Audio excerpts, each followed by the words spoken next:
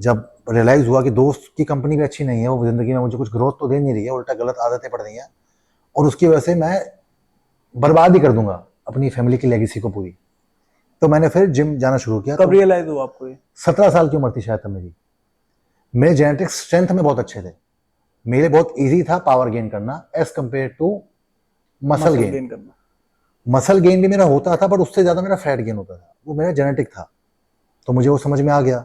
अब वहाँ साइंस का रोल इंपॉर्टेंट ये आ गया कि मुझे मेरे फादर ने कुछ तरीके ऐसे बताए या उन्होंने से ट्रेनिंग इस तरीके से मेरी करवाई कि मेरी पावर भी कॉम्प्रोमाइज नहीं हुई और बॉडी का शेप बिल्कुल एक्सट्रीम लेवल पे चेंज हो गया। पूरे दिन में एक ही मील लेते हो, तो ये पॉसिबल कैसे है? एक पूरे दिन में सिर्फ और सिर्फ एक मील के अंदर आप अपना पूरे दिन का कैलोरीज कैसे कवर कर पा रहे हो? जब मैंने इन बड़े एक्टर्स को देखा, जैसे समांथा को जब मैंने देखा, तो मैं एक्साइटेड भी था, नर्वस भी था, क्योंकि आपको पता होता है कि इतने एक्सपीरियंस ही एक्टर्स हैं, तो उनके सामने आप गलती नहीं कर सकते, क्योंकि आपका पहला प्रोजेक्ट है और आपको कुछ नहीं पता है कि कैसे शूटिंग होती है, कैसे क्या होता है। मुझे आज भी याद है कि मेरे जब सीन्स शूट हो रहे होते थे तो मेरी हार्ट बीट 165 170 चल रही होती थी उस टाइम। अच्छा, आपको जब आप बाहर निकलते हो मुंबई में या कहीं पे भी, अगर जब पब्लिक इंटरेक्शन होता है आपका लोगों से, या आप बाहर चल रहे हो नॉर्मली, तो क्या रिएक्शन रहता है लोगों का कि आप 6'3" हो और ऊपर से जायंट हो आप,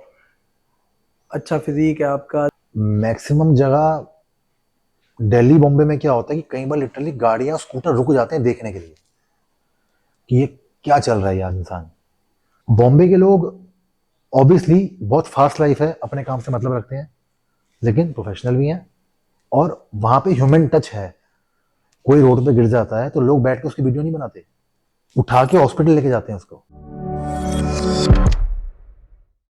सो हाय हेलो नमस्कार आदाब सत श्री अकाल, welcome back to a very new episode of the VT show. मेरा नाम है वारुण तिवारी और आज के एपिसोड में हमारे साथ जो प्रेजेंट है गेस्ट, उनकी एक स्टोरी है, उनकी लाइफ से रिलेटेड आज बहुत सारी बातें करेंगे हम। और बहुत ही इंटरेस्टिंग स्टोरी है उनकी, ठीक है, उनके बॉडी से रिलेटेड, उनकी लाइफ से, लाइफस्टाइल से रिलेटेड, और उनकी बॉडी के थ्रू उनको जो रेस्पेक्ट मिलती है और जो उनकी पब्लिक प्रेजेंस है, अगर वो कहीं पे भी जाते हैं तो उनकी जो प्रेजेंस है वो सबसे अलग क्यों लगती है, आज उस बारे में बात करेंगे। और वो बॉलीवुड में भी अपना सिक्का जमाने की कोशिश कर रहे हैं, तो उसके ऊपर भी बात करेंगे, उनके जो रिलेशनशिप्स हैं बॉलीवुड से रिलेटेड। सो आज इस पॉडकास्ट में बहुत मजा आने वाला है आपको। सो इस पॉडकास्ट को पूरा एंड तक देखना, और आज इस पॉडकास्ट के एंड तक आप बहुत सारी चीजें सीख के जाने वाले हो। So without wasting any time, let's start our podcast with Sagar Tugnet. So Sagar भाई, कैसे हो आप? मैं ठीक हूँ, आप बताओ, आप ठीक हो? बस बढ़िया। सो सागर भाई, आज क्या क्या फील हो रहा है आज आपको? मतलब दिल्ली में, आप मुंबई बहुत टाइम से रह रहे हो, आप अब दिल्ली में आ गए वापस अपने घर, तो कैसा फील हो रहा है? यहाँ पे गर्मी लग रही है ज्यादा या नॉर्मल लग रहा है? मुंबई में तो क्योंकि अलग ही माहौल चलता है, वेदर ही अलग है। वेदर वाइज तो ह्यूमिडिटी यहाँ पे बहुत कम है। यहाँ पे ऐसा है कि ड्राई गर्मी नहीं होती, वो ज्यादा है। वहां पे गर्मी नहीं है बट लगती ज्यादा है, यहाँ पे होके भी कम लगती है। अच्छा। ये थोड़ा मैंने डिफरेंस देखा है। अच्छा, वहां पे मैंने देखा कि ना लोग गर्मी, मतलब गर्मी का एक ही न्यूट्रल रहता है उधर का, तो वेदर, वो जैकेट्स भी, लेदर जैकेट भी पहन के घूम रहे हैं। तो कैसे, अगर आप बोल रहे हो कि गर्मी है वहां, तो कैसे रहते हैं लोग? जो विंटर्स का टाइम होता है ना, या ऑटम्स का टाइम होता है बारिशों वाला, वहां पे रात को बहुत प्लेजेंट रहता है। तो जो लोग वहां पैदा होके बड़े हैं उनको ठंड लग सकती है, जो दिल्ली की सर्दी देख के चला गया उसको वहां ठंड नहीं लगेगी बिल्कुल भी। अच्छा अच्छा, वहां पे भी ऐसा कोई हिल स्टेशन वगैरह टाइप का भी है ना मुंबई में भी? मैंने सुना तो है, बट मैंने अभी विटनेस नहीं किया कुछ। अच्छा, मैंने सुना जरूर है। तो सागर भाई, हमारी ऑडियंस को अपने बारे में थोड़ा सा बताओ, थोड़ा सा इंट्रोडक्शन दो। हेलो गाइस, तो बेसिकली मैं एथलीट हूँ, मतलब मैंने कम्पीट करना छोड़ दिया है। मैंने पावर लिफ्टिंग करी है पहले, उसमें इंटरनेशनल कॉम्पिटिशन जीता हूँ। उसके अलावा मैंने बॉडी बिल्डिंग भी करी है, वहाँ भी मैंने एमेच्योर कॉम्पिटिशन्स जीते हैं क्लासिक फिजिक में। फिर मैंने मूवीज़ में भी काम किया है। तो ये मेरा शॉर्ट में पूरा बायोग्राफी है। तो भाई देख लो, बॉडी बिल्डिंग भी करी है, एथलीट भी हैं, ऊपर से भाई अब बॉलीवुड में भी जा रहे हैं, मूवीज भी करी है, वेब सीरीज भी आ रही है भाई की। सो आज बात करते हैं भाई की लाइफ से रिलेटेड। सो भाई, सबसे पहले बात करते हैं, जब आप छोटे थे, ठीक है, छोटे से अभी तक का जो आपका सफर है ना, उसको एक बार डिस्क्राइब करिए कि आपने कौन कौन सी स्टेजेस देखी है अपनी लाइफ में, ठीक है, और आपकी फैमिली से रिलेटेड जो भी चीजें हैं, ठीक है। तो एक बार ना उसके बारे में बताइए, अपनी लाइफ के बारे में कि कैसे रहे आपके बचपन से। ओके, तो जो बचपन में जैसे सारे बच्चे शैतान होते हैं, तो मैं भी शैतान ही होता था पूरा। पढ़ाई में मन लगना नहीं, बाहर घूमते फिरते रहना, दोस्तों के साथ टाइम पास करना, तो वैसा ही मेरा भी होता था। बट फ़र्क ये था कि मेरी पूरी फैमिली फिटनेस बैकग्राउंड से थी पूरी। मतलब मेरे ग्रैंडफादर डॉक्टर थे, तो मेरे फादर भी डॉक्टर हैं, और एट द सेम टाइम वो एथलीट थे एक टाइम पे। फिर वो वहाँ से जज बने, उसके बाद वो कोच बने, फिर वो जज बने। तो एक कहीं ना कहीं आपके जेनेटिक्स में ही आ जाता है वो। और लकीली मुझे इंटरेस्ट भी था बॉडी बिल्डिंग का, या अच्छा दिखने का, बॉडी बिल्डिंग का तो नहीं, अच्छा दिखने का, कैसे अपने को कैरी करना, मुझे उसका शौक था। तो कहीं ना कहीं वो मैच हो गया दोनों के दोनों एस्पेक्ट्स। तो शुरुआत में बचपन से मुझे गंदा खाने का बहुत शौक था, बाहर का, मैकडोनल्ड्स हो गया, पिज़्ज़ा हो गया, ये सब मैं बहुत खाता था। तो ऑब्वियसली मैं कुछ टाइम बाद मोटा हो गया। तो मुझे क्रिटिसाइज़ करते थे लोग बहुत, कि अपने फादर को देख, खुद को देख, वैसे करके। और कहीं न कहीं ना खुद भी फ़ील होता था। अब बचपन से बड़े होते होते एक आदत बच्चों में क्या होती है, तो माँ बाप की सुनते नहीं है। ठीक है, दूसरा क्या है कि उन्हें नहीं समझ में आती ये चीज़ कि गंदा खाने से आप मोटा होते हैं अगर आप फिजिकल एक्टिव नहीं रहते हो तो आदत होती है बचपन से हर बच्चे को जंक फूड खाने की। तो मेरी भी वही सेम आदतें थी। और धीरे धीरे रियलाइज़ हुआ कि भैया ये गंदा खाने से मोटापा ही आ रहा है, शरीर तो ठीक होएगा नहीं ऐसे। तो फिर मैंने धीरे धीरे जाके जिम करना शुरू किया। तो मुझे अपने बारे में पता लगना शुरू हुआ कि मेरा बॉडी किस टाइप का है। ठीक है, फिर साइंटिफिक होना कितना ज़रूरी है, एक अच्छे कोच की एडवांटेज क्या होता है, ये इम्पोर्टेंस क्या है। किस एज में आपको मतलब जिम का शौक चढ़ा आपको? मतलब आपकी फैमिली बैकग्राउंड तो पूरा आपका फिटनेस से रिलेटेड ही है। अपने फादर के बारे में एक बार थोड़ा सा बताएंगे। जी, तो मेरे फादर पहले अपनी कॉलेज लाइफ में वो क्रिकेटर थे, वो रणजी ट्रॉफी के लिए खेलते थे दिल्ली में। ठीक है, और फिर जब उनका मन वहाँ से हट गया, क्योंकि उनका सिलेक्शन होना चाहिए था उसमें, बट पॉलिटिक्स के कारण वो नहीं हो पाया, तो उसके बाद उन्होंने फिर पावर लिफ्टिंग शुरू की। पहले बॉडी बिल्डिंग की, फिर पावर लिफ्टिंग की। उसमें वो IPF में वर्ल्ड चैंपियन बने बेंच प्रेस में। 3 बार गोल्ड था, 2 बार सिल्वर था आई थिंक। तो वहाँ से वो जब उनका पर्सनैलिटी ऐसा बन गया था उस टाइम पे कि इंडिया में होता नहीं था किसी का। क्योंकि पावर लिफ्टर्स के साथ क्या इश्यूज देखते हैं लोग कि वो बहुत मोटे हो जाते हैं, उनका पेट बहुत ज़्यादा होता है, वो उनमें ना वो अट्रैक्शन नहीं होती, वो सुंदरता नहीं दिखती। तो मेरे फादर में क्या था कि वो उनका पेट बड़ा नहीं था, मतलब वो एस्थेटिक लगते थे फिर भी इन अ वे, और एक्सट्रीमली स्ट्रॉन्ग थे उस टाइम के हिसाब से, और दिखने में काफ़ी हैंडसम लगते थे। तो Hindustan times, times of India, उन सब ने कवर करना शुरू कर दिया। अब वो क्वालिफाइड डॉक्टर भी थे, और साइंस का उनको सारा पता था कि बॉडी बिल्डिंग कैसे होती है, मसल्स का रीमॉड्यूलेशन कैसा होता है। तो एग्जैक्ट तरीके वो जानते थे। तो उन्होंने अपने फिर ब्लॉग्स हिंदुस्तान टाइम्स से लेने शुरू करे। उन्होंने 5-10 साल उसके लिए ब्लॉग्स हिंदुस्तान टाइम्स के लिए लिख के डाल दिए।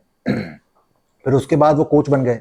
जब उनका करियर एज एथलीट खत्म हो गया 2005 या 6 में, उनके ट्राइसेप इंजरी हो गई थी उसके बाद, तो फिर उन्होंने लोगों को तैयार करना शुरू किया। तो उन्होंने one of the best athletes India में बनाए। फिर वहाँ से वो जजिंग में चले गए, तो वो जजिंग करते हैं।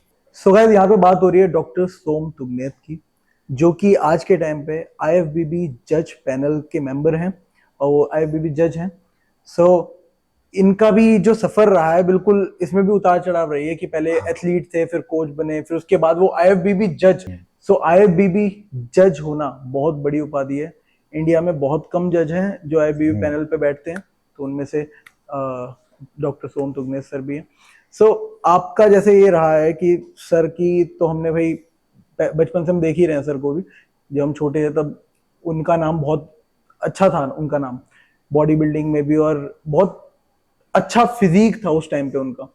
तो आपका जो जेनेटिक है, अभी इस टाइम पे आप 6 फुट कितना, 6 फुट 3 इंच के हो आप, ऊपर से बाइसेप का साइज 21 इंच का, 20-21 इंच का आपका बाइसेप का साइज है, इतने मस्कुलर लगते हो आप। ये उन्हीं की देन है या आपने कुछ चेंजेस करे हैं अपने लाइफस्टाइल में जिसकी वजह से आप ऐसे हो गए? क्योंकि आपने जैसे बताया कि आप बचपन में खाने पीने का बहुत शौक था, तो आपने अपनी बॉडी को खराब कर लिया था, तो उसके बाद की क्या रही जर्नी? जेनेटिकली मेरे जेनेटिक्स मेरे फादर से डिफरेंट भी हैं, और मैंने उसके लिए काम भी किया है। जेनेटिकली डिफरेंट ऐसे हैं कि मेरे फादर्स का जो स्ट्रॉन्गेस्ट पॉइंट था वो उनकी बेंच प्रेस थी। मतलब उनके आर्म्स, चेस्ट बहुत स्ट्रॉन्ग थे, एक्सट्रीमली स्ट्रॉन्ग थे। मेरे वो एक्सट्रीमली वीक थे जब मैंने ये सब करना शुरू किया। मेरे लेग्स कंपैरेटिवली स्ट्रॉन्ग थे, लेग्स एंड बैक मेरा स्ट्रॉन्गेस्ट पार्ट है शुरुआत से। ठीक है, तो जब क्रिटिसिज्म्स मुझे बचपन में बहुत मिलना शुरू हुआ, और मुझे था कि जब रियलाइज़ हुआ कि दोस्त की कंपनी भी अच्छी नहीं है, वो ज़िंदगी में मुझे कुछ ग्रोथ तो दे नहीं रही है, उल्टा गलत आदतें पड़ रही हैं, और उसकी वजह से मैं बर्बाद ही कर दूंगा अपनी फैमिली की लेगेसी को पूरी। तो मैंने फिर जिम जाना शुरू किया। कब रियलाइज हुआ आपको ये? 17 साल की उम्र थी शायद तब मेरी, तब मुझे रियलाइज हुआ। स्कूल लाइफ में आई थिंक मैं 11th या 12th में था तब मुझे रियलाइज हुआ। और उसके बाद मैंने फिर बिल्कुल सीरियसली सब कुछ छोड़ के, हर चीज़ छोड़ छाड़ के अपने जिम में अपने आप पे, वो इमोशनल हेल्थ हो या वो स्पिरिचुअल हेल्थ हो या फिजिकल हेल्थ हो, मैंने सब पे पूरा तरीके से ध्यान दिया और मैंने वो शुरू कर दिया। फिर करते करते करते करते 4-5 महीने बाद मैंने बहुत अच्छी ट्रांसफॉर्मेशन कर ली। वहाँ मुझे धीरे धीरे पता लगना शुरू हुआ कि एक्चुअल साइंस की कितनी स्ट्रॉन्ग इंपॉर्टेंस है आपकी ट्रांसफॉर्मेशन में। क्योंकि हम सब डिफरेंट बॉडी, डिफरेंट माइंडसेट्स के साथ पैदा हुए हैं और हमारा गोल कुछ भी हो सकता है। हमारा अपने गोल्स पे कंट्रोल नहीं है। वो पर्पस ऑफ लाइफ तो आदमी को चलो बचपन में या एंड में भी आ सकता है, बट देन आपके गोल्स जो होते हैं, आपको पहले सबसे इंपॉर्टेंट पता होना जरूरी है कि आप कहाँ स्टैंड करते हो आज, आप किस तरीके के इंसान हो। फिर आपको जो गोल चाहिए वहां पे आप कैसे पहुंचोगे, वो कितना पॉसिबल है, कितना मुश्किल है, वो सब पता लगता है रियलाइजेशन से, अवेयरनेस से, आपको अपने आप से कि मेरा ये जेनेटिक है। और जैसे मेरे जेनेटिक्स के हिसाब से मेरे जेनेटिक्स स्ट्रेंथ में बहुत अच्छे थे। मेरे बहुत इजी था पावर गेन करना as compare to muscle gain करना। मसल गेन भी मेरा होता था, बट उससे ज्यादा मेरा फैट गेन होता था। वो मेरा जेनेटिक था, तो मुझे वो समझ में आ गया। अब वहाँ साइंस का रोल इंपॉर्टेंट ये आ गया कि मुझे मेरे फादर ने कुछ तरीके ऐसे बताए, या उन्होंने से ट्रेनिंग इस तरीके से मेरी करवाई कि मेरी पावर भी कॉम्प्रोमाइज नहीं हुई और बॉडी का शेप बिल्कुल एक्सट्रीम लेवल पे चेंज हो गया, जो कि मुझे कभी मैंने जिंदगी में सोचा नहीं था। मतलब बचपन में मैं अपने आप को जो देखता था और आज मैं अपने आप को जो देखता हूँ, वो मेरे लिए बहुत अलग एक्सपीरियंस है। मैंने नहीं सोचा था कि इन ट्रांसफॉर्मेशंस क्या इन तरीकों के थ्रू वो मेरे लिए पॉसिबल हो पाएगा। क्योंकि एक टाइम ऐसा आता है जब नया नया आप जिम जाना शुरू करते हो, ऑब्वियसली किसी की शेप अच्छी नहीं होती, सबकी शेप नॉर्मल या मोटा होता है, बहुत स्किनी होता है, बहुत स्किनी होता है या तो बहुत मोटा होता है। जब वो पहले महीने जिम आता है उसको पता लगता है कितना मुश्किल काम है। वेट ट्रेनिंग करना अच्छे से, माइंड मसल कनेक्शन, चलो वो साइंटिफिक पार्ट्स हैं। फिर उसके बाद आपको डाइट कंट्रोल भी करना है। बट आपको, मेरे ख्याल से आपको पहले से, जैसे आपने अपने फादर को मस्कुलर देखा, तो आपके दिमाग में ऐसा रहता होगा ये इतना मुश्किल काम नहीं होगा। हाँ, है ना, क्योंकि आपने हमेशा अपने घर में देखा है भाई एक मस्कुलर मैन, तो आपको लगता होगा ये हो ही जाएगा ये हम। लेकिन जब जिम में आपने पैर रखा था आपको पता चला भाई ये तो बहुत मुश्किल काम है, बहुत मेहनत करनी पड़ेगी इस पे। हाँ, देख के कोई भी चीज इजी लगती है, जब तक आप उस प्रोसीजर में नहीं घुसते आपको समझ में नहीं आता वो कितना स्ट्रांग हो सकता है। राइट। तो वो समझ में आनी शुरू हुई। फिर ऑब्वियसली मुझे रियलाइज हुआ धीरे धीरे कि मेरे लिए सबसे मुश्किल एस्पेक्ट डाइट है। मेरे को उसको खराब नहीं करना, जिम में तो तोड़ना ही है डबल। क्योंकि मेन इशू ही फैट लॉस का है मेरी बॉडी में। सबसे मेरे को वेट गेन करना हो ना, मेरे लिए कोई उसकी कोई वो टेंशन ही नहीं होती। कहते हैं ना कहीं लोगों को पानी पियो लग जाता है, मेरे साथ वो सीन था पूरा का पूरा। तो डाइट कंट्रोल करना और मेहनत बाकियों से ज्यादा करनी है, क्योंकि जेनेटिक है मेरा पूरा एंडोमॉर्फ वाला। मैं बहुत जल्दी मसल के साथ फैट भी गेन करता हूँ। एक बार ना लोगों को ये जो बॉडी टाइप्स होते हैं इसके बारे में थोड़ा डिस्क्राइब कर दीजिए। सो बेसिकली 3 बॉडी टाइप्स होते हैं मेजरली, एक्टोमॉर्फ, मेसोमॉर्फ और एंडोमॉर्फ। एक्टोमॉर्फ होते हैं जो जिनको वेट गेन करने में बहुत प्रॉब्लम होती है, मतलब मसल्स गेन करना चाहें तो वो नहीं कर पाएंगे, फैट तो गेन उनका बहुत मुश्किल से होता है। मेसोमॉर्फ का अच्छा मसल गेन हो जाता है और फैट गेन भी कुछ खास नहीं होता, ठीक है। एंडोमॉर्फ के साथ क्या है, उनका स्ट्रक्चर बहुत बड़ा होता है, बहुत जल्दी बड़े हो जाते हैं साइज में, क्योंकि उनकी बॉडी मसल के साथ बहुत ज्यादा फैट भी गेन करती है। तो एक्टोमॉर्फ के साथ इशू क्या है, मसल गेन करना उनके लिए बहुत बड़ा इशू है, उन्हें बहुत खाना पड़ेगा, ट्रेनिंग तो करनी है, बिल्कुल, ठीक है। मेसोमॉर्फ कंपैरेटिवली बॉडी बिल्डिंग के लिए सही है, क्योंकि उनको जो वो आउटकम चाहते हैं डाइट से, अच्छे वर्कआउट से, वो फिर भी मिल जाता है as compare to ectomorph and endomorph. Endomorph में क्या है कि उनको तो लिटरली भूखा ही मरना पड़ता है, ट्रेनिंग तो करनी है, बट उनको बहुत डेफिसिट में रहना पड़ता है ताकि फैट ना गेन हो। और उसमें भी अलग अलग एस्पेक्ट्स हैं जो भी अब बात हम कर लेते हैं उसके बारे में भी, कि अगर आप ऑब्वियसली अगर आप डाइट डेफिसिट में आप चल रहे हो, एक टाइम के बाद आपका मेटाबॉलिज्म वीक हो जाएगा और स्ट्रेस हार्मोन्स आपके रिलीज होंगे। तो आपको उस लेवल पे अपनी बॉडी को रीड करना पड़ता है जहां आपको पता लग जाए कि अब अगर मैंने डाइट या वर्कआउट चेंज नहीं किया तो मैं बिल्कुल, मेरा जो प्रोग्रेस है वो बिल्कुल नीचे गिरेगी। वहां नॉलेज का बहुत इंपॉर्टेंट एस्पेक्ट है, क्योंकि आप अगर देखो जब तीनों बॉडी टाइप्स अलग हैं, ठीक है, तो आपको बॉडी टाइप शिफ्ट करना, आप उसके साथ पैदा नहीं हुए हो, वो जेनेटिकली आपको मिला है, बट आपको अगर उससे कुछ अलग बनाना है तो वहां पे आपकी उसमें हार्डवर्क बिल्कुल अलग हो जाता है।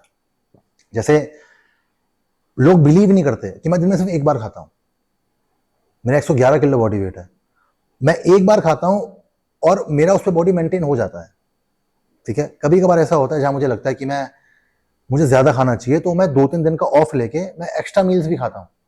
2-3 दिन का मैंने ऑफ ले लिया, अच्छे से मील्स खा ली, तो वो मुझे लॉन्ग रन में काम कर जाता है। बट अदरवाइज मैं एक ही मील ही खाता हूँ। बल्कि बाकी जो मेरे नॉन बॉडी बिल्डर दोस्त हैं वो 6-6 बार दिन में खाते हैं। तो ये फर्क पड़ जाता है इंडिविजुअल डिफरेंस का, कि आप किसी से अलग हो तो आपकी प्रोटोकॉल्स कैसे चेंज हो सकते हैं। एंड इवन वर्कआउट की प्रोटोकॉल्स भी चेंज हो जाती है इसमें। फॉर एग्जाम्पल कि मैं गेनिंग में ड्रॉप सेट्स करता हूँ, मेजरली ड्रॉप सेट्स करूंगा। उसके अलावा जब स्केड्यूल मेरा चेंज होता है तो मैं फिर जाइंट सेट्स भी कर लेता हूँ। फिर मैं नॉर्मल ट्रेनिंग जो होती है पुश एंड पुल लेग्स की, मैं वो भी करता हूँ। फिर इसके अंदर आइसोमेट्रिक होल्ड्स, पॉज रेप्स, फिर एक ट्रेनिंग और है मैं जो मैं करता हूँ, मैं हमेशा भूल जाता हूँ उस ट्रेनिंग के बारे में, प्री एग्जॉस्ट, मैं वो भी करता हूँ, जिसको सुपर सेट्स बोलते हैं, या ट्राई सेट्स और बाई सेट्स हो गए। मैं इन सबका कॉम्बिनेशन के साथ करता हूँ। डिपेंड करता है मेरा गोल क्या है। जैसे फॉर एग्जाम्पल कि ये मुझे लग रहा है मेरा मसल मास मुझे गेन करना है, लेकिन मुझे फैट गेन नहीं करना। ऑब्वियसली हल्का फुल्का फैट गेन होता ही है, ठीक है, बट देन आपका मेजर काम जो है, अगर आप 100% की गेनिंग की जर्नी में अगर सिर्फ 5 से 10% आपका अगर फैट गेन हो रहा है तो वो बहुत बढ़िया है, वो खराब नहीं है। वो फैट नहीं होता, वो बेसिकली वाटर रिटेंशन होता है। हाँ, वाटर भी बढ़ता है आपका बॉडी में, वो भी डिपेंड करता है सेवरल एस्पेक्ट्स के ऊपर। अगर बॉडी स्ट्रेस में है तो कई लोगों की बॉडी मसल लॉस करती है, कईयों की वाटर गेन करती है, राइट। तो वो अलग अलग बॉडी टाइप के हिसाब से होता है। जैसे आपको अगर मेंटल स्ट्रेस है तो भी आपकी बॉडी स्ट्रेस हार्मोन रिलीज करेगी। बॉडी बिल्डर्स के लिए सबसे इंपॉर्टेंट चीज है कि वो लाइफ में स्ट्रेस फ्री रहें, और सबसे ज्यादा स्ट्रेस में वो रहते हैं। उनको पैसों की भी टेंशन है, घर की भी टेंशन है, उसके अलावा बॉडी बिल्डिंग में अलग टेंशन। तो वो प्रोटोकॉल कितना मुश्किल है आप देखो, कि जब बॉडी बिल्डर का एंड का सीजन होता है, जब से कंपीट करना है, पानी नमक बंद हो जाता है उनका, कम हो जाता है, फिर उनके कार्बोहाइड्रेट्स कम हो जाते हैं, उस टाइम में उसको 2-2-3 बार वर्कआउट करना है, वो भी हाई इंटेंसिटी वर्कआउट्स, फिर उसको परफॉर्म करना है। तो मैक्सिमम बॉडी बिल्डर्स का काम धंधा उन्हें छोड़ना पड़ता है, कि आपका सिर्फ यही गेम है। सोशल लाइफ, पर्सनल लाइफ सब आपका मन ही नहीं कुछ करता, भी नहीं है। आपको गुस्सा आता है, गुस्सा आता है। कोई टेढ़ी मेरी बात करने का आपका टॉलरेंस लेवल 0 होता है, आपको गुस्सा आ जाता है। उस चक्कर में बंदे लोग, एथलीट्स मैंने देखा है नहीं बात कर पाते, वो बिल्कुल शांत रहते हैं। आप कभी भी एक्सपो में जाओ, आप देखना, एथलीट जब ज्यादा होता है ना परफॉर्म करने के लिए, ऐसे मरा पड़ा होता है वो। अच्छा, एक चीज बताओ, बिग बॉस देख रहे हो अभी? हाँ, तो बिग बॉस में अगर सारे बॉडी बिल्डर्स को भेज दिया जाए तो बिग बॉस कैसा होगा? मुझे लगता है वो फिर भी थोड़ा लॉजिकल हो जाएगा। पता नहीं बात क्यों बोल रहा हूँ। बिग बॉस सबसे ज्यादा यूथ को बेकार खराब करने वाला है। उसका रीजन ये है कि वहां कोई प्रोडक्टिव बात नहीं होती। आदमी को लाइफ में ग्रो करना हो ना, तो प्रोडक्टिव टॉपिक्स के बारे में बात करता है। राइट। वहां कोई लॉजिक ही नहीं है, कोई कुछ भी कह रहा है, कुछ भी कर रहा है। That is entertainment. आप देखो, एक सोसाइटी का माइंडसेट आपको देखना हो ना, तो यूट्यूब में आप देखना, आप कोई भी कंटेंट डालना आलतू फालतू का, उसमें व्यूज दिख लेना, और लॉजिकल बातें व्यूज देख लेना, उसमें व्यूज कम आते हैं। लोग आलतू फालतू की बातें, तो उससे पता लगता है कि सोसाइटी का माइंडसेट क्या है, और जनता को अच्छा लगता है ये सब करना, बट उसमें कोई ग्रोथ नहीं है। जैसे अगर मूवीज हम देखने जाते हैं, हम क्यों देखने जाते हैं? क्योंकि वो कहीं ना कहीं मिरर इमेज होती है हमारी सोसाइटी की, राइट। अब कुछ जगह पे कुछ भी चल रहा है, लोग कुछ भी डाल देते हैं, और जनता उनको देख भी लेती है, और फिर एक्सपेक्ट करते हैं कि लोग तो भाई बिल्कुल ही जीरो हैं। तो आप उस चीज को प्रमोट मत करो ना, तो वो नहीं होगा। तो अभी अभी बिग बॉस देख रहे हो आप? मैं सुन रहा हूँ बट देख नहीं रहा हूँ। मतलब मैं लोग दोस्त मेरे देखते हैं, वो उनसे सुन लेता हूँ। तो किसकी बात ज्यादा हो रही है? एलविश यादव की बात हुई थी बीच में बहुत, और ट्रिगर्ड इंसान, आई मीन मुझे उसका वो अभिषेक मल्हान नाम है, मुझे रियल नेम नहीं पता उनका। तो वो मैं देख रहा हूँ, मतलब सुनता हूँ दोस्तों से कुछ ऐसा होता है।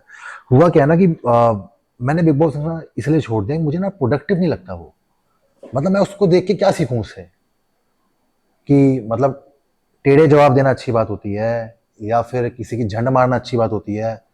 मतलब मुझे ना, मैं रिलेट नहीं कर पाता उससे। शुरुआत में जब तक अकल नहीं आई थी तब तक अच्छा लगता था वो मेरे को, बट अदरवाइज मुझे लग रहा है कि उस वजह तो मैं टीवी बंद करके कुछ और ही कर लूँ, तो कमरों को देख लूँ अपने, वो फिर मुझे कुछ बता देगा, वो समझ में नहीं आता।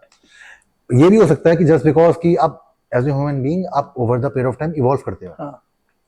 जैसे मेरे को साइकोलॉजिकल, फिजियोलॉजिकल और स्पिरिचुअल चीज़ें अच्छी लगती है, मेरा इंटरेस्ट बनता है, मैं उस बारे में जानूँ पढ़ूँ।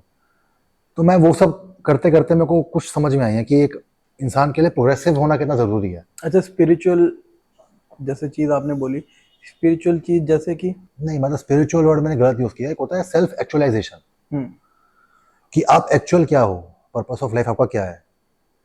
स्पिरिचुअल वर्ड जो है ना वो वेस्ट से आया है, स्पिरिट्स को लेके, कहता हूँ the name of God, of Holy Spirit, वो अलग कंसेप्ट है थोड़ा सा। सेल्फ एक्चुअलाइजेशन है जिसमें आप अपने लिए आप क्या चाहते हो, आपकी आत्मा क्या चाहती है यहाँ पे है तो क्या व्हाट इज योर पर्पस हाँ, ऑफ लिविंग, आप इस जिंदगी से आप क्या चाहते हो, वो थोड़ा उस तरफ है। वो कहीं ना कहीं स्पिरिचुअल्स के जैसा ही है लेकिन वो नहीं है, कुछ वैसा है। वो आपको over the period of time समझ में आता है। जब तक आप कॉफी टेस्ट नहीं करोगे आपको नहीं पता लगेगा आपको अच्छी लगी नहीं लगी। तो मेडिटेशन वगैरह करते हो? कभी कभी करता हूँ, मतलब मैंने इसकी हैबिट नहीं है। मुझे कई बार वो बहुत बोरिंग लगती है, लेकिन जस्ट बिकॉज कि मेरा बहुत ज़्यादा ध्यान रहता है मेंटल हेल्थ पे, मुझे उसकी इंपॉर्टेंस पता है कि नहीं ज़रूरी है वो, तो उसके लिए मैं कभी कभी ज़रूर ध्यान करता हूँ। मतलब मेडिटेशन बिल्कुल वैसा वाला नहीं, मैं कुछ सॉन्ग्स ऐसे सुनता हूँ जो मेरे अंदर के इमोशंस को बहुत चैनलाइज कर देते हैं।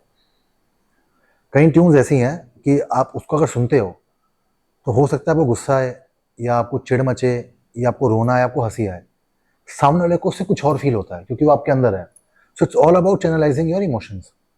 आप जितना मेंटली इमोशनली बैलेंस रहोगे लाइफ में खुश रहते हो और पीसफुल फील करते हो। कई लोग कहते हैं ना कि मन कर रहा भाग जाऊं, मुझे फील नहीं हो रहा, तो यहाँ पे ऐसा क्या नहीं है जो वहां आ जाएगा। आपको टेंशनों से दूर तो भागते हो ना, आप उसको चैनलाइज कर लो, मन अपने माइंड में चीजों को इतना ईजी कर लो कि आपको स्ट्रेस ना दिखे। अच्छा, तो इमोशंस की जैसे बात हुई, तो इमोशनली जो बॉडी बिल्डर्स होते हैं अनकंट्रोल्ड होते हैं कहीं ना कहीं। Anger issues, anger is also an emotion. Anger हो गया या लव ले लें या किसी भी चीज को अगर हम लिया जाए इमोशनली, तो उसमें कहीं ना कहीं वो कंट्रोल नहीं कर पाते हैं। सो इसके ऊपर क्या है, आप भी जैसे बॉडी बिल्डर हो तो इमोशनली वो जो एक फेज आता है कंपटीशन वाला या नॉर्मल लाइफ में भी, आपको क्या लगता है ये बात सही है? ये ना बॉडी बिल्डर्स की बात नहीं है, मेरे को लगता है कि हम जितने भी लोग हैं ना वो सबको अपने इमोशन चैनलाइज करने नहीं आते।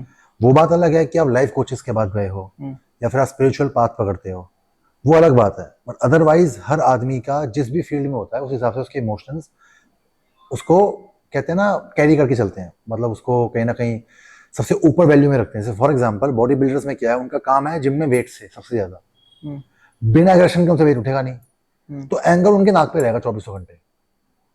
एट द सेम टाइम वो कुछ परफॉर्मेंस इनहेंसिंग ड्रग्स भी लेते हैं, वो भी उसको बढ़ाते हैं बहुत। वो आपके माइंड मूड स्विंग्स पूरा आपके न्यूरो ट्रांसमीटर्स को वो बिल्कुल हिला के रख देते हैं, आदमी को समझ ही नहीं आता वो कहाँ क्या रिएक्ट करे। At the same time politicians के पास जाओगे बहुत वीटी होते हैं, उनकी हाजिर जवाबी बहुत खतरनाक होती है, वो भी एक इमोशन होता है उसके पीछे भी।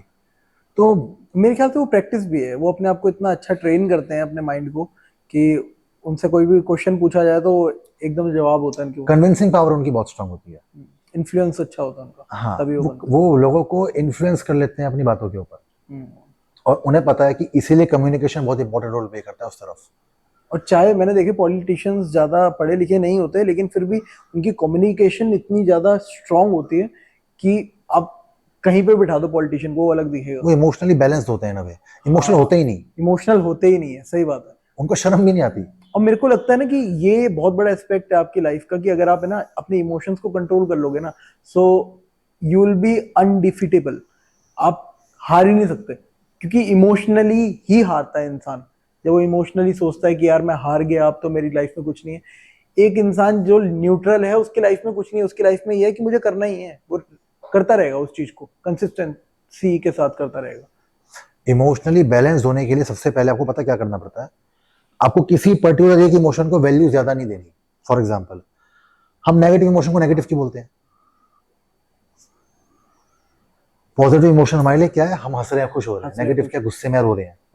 तो हमने उसको उस नेगेटिव इमोशन को हम वैल्यू ज्यादा देते हैं, ठीक है, हम उसको सप्रेस करते रहते हैं अंदर कि ये नेगेटिव इमोशंस की नेचर है कि वो चेंजेबल है और फ्लेक्सिबल है, वो आपके दिमाग में आएंगे और फिर चले जाएंगे अगर आप उनको अटका के नहीं रखोगे। तो हम जब भी किसी भी सिचुएशन में आते हैं तो हम उसमें किसी ना किसी लेवल पे स्ट्रेस से डील करते हैं। Stress in the form of anger, frustration और सैडनेस, मेनली इन्हीं चीजों पे होता है। अब उसमें क्या करते हैं लोग, वो आया है उसको एक्सेप्ट नहीं करते, उस पर अटक जाते हैं कि दुनिया को नहीं दिखाना। क्योंकि सबसे ज्यादा प्रॉब्लम आदमी पता क्यों झेलता है, औरतों के लिए वुमेन्स जब भी रोती है ना, उनको अप्रिशिएट करा जाता है, आदमियों को नहीं करा जाता। आदमी को रोना नहीं चाहिए। क्यों भैया, आदमी क्यों ना रोए? ये क्या स्टीरियोटिपिकल माइंडसेट है? अब क्या सोसाइटी में बना रहे हो कि आदमी ना रोए?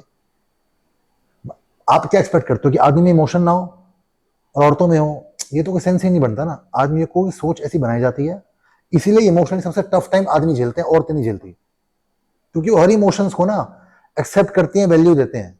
अगर हर इमोशन को आप सेम प्लेटफॉर्म पे अगर आप उसको मेजर करोगे तो हमेशा इमोशनली बैलेंस रहोगे। आप एक इमोशन को दूसरे इमोशन के ऊपर वैल्यू दोगे तो वो इमोशन जो ज्यादा वैल्यू जिसको आप दे रहे हो आपको जिंदगी में अटका के रखेगा। इसलिए आपको जरूरत पड़ती है साइकोलॉजिकल चीजें समझने की, आपको लाइफ कोचेस के पास जाने की, ताकि आप इजीली जो नेचुरल प्रोसेस है हर इमोशन का उसको उस तरीके से होने दो। सो आपका कहना है कि इमोशनल होना इज नॉर्मल। ऑब्वियसली। जैसे आपको देख के लगता है कि हाँ यार कोई मतलब रिजिड इंसान है, मतलब अगर आप कोई बाय फेस अगर आपको कोई जज करे आपकी बॉडी के हिसाब से, फिजिक के हिसाब से, तो बंदा सोचेगा यार ये इमोशनली तो बिल्कुल ही इमोशंस होंगे ही नहीं, अग्रेसिव होगा, अग्रेसिव होगा arrogant या होगा। एरोगेंट होगा। बट आप इन रियल बहुत ज्यादा डिफरेंट हो, मतलब बिल्कुल उल्टे हो। जैसे आपने भी बोला कि इमोशनल होना भी जरूरी है। तो अब इमोशनल की बात करते हैं। जैसे जो लड़के हैं, जो यूथ है, वो अपने पर्पस को छोड़ के प्यार मोहब्बत में ज्यादा पड़ के वो अपने लाइफ को खराब कर रहा है।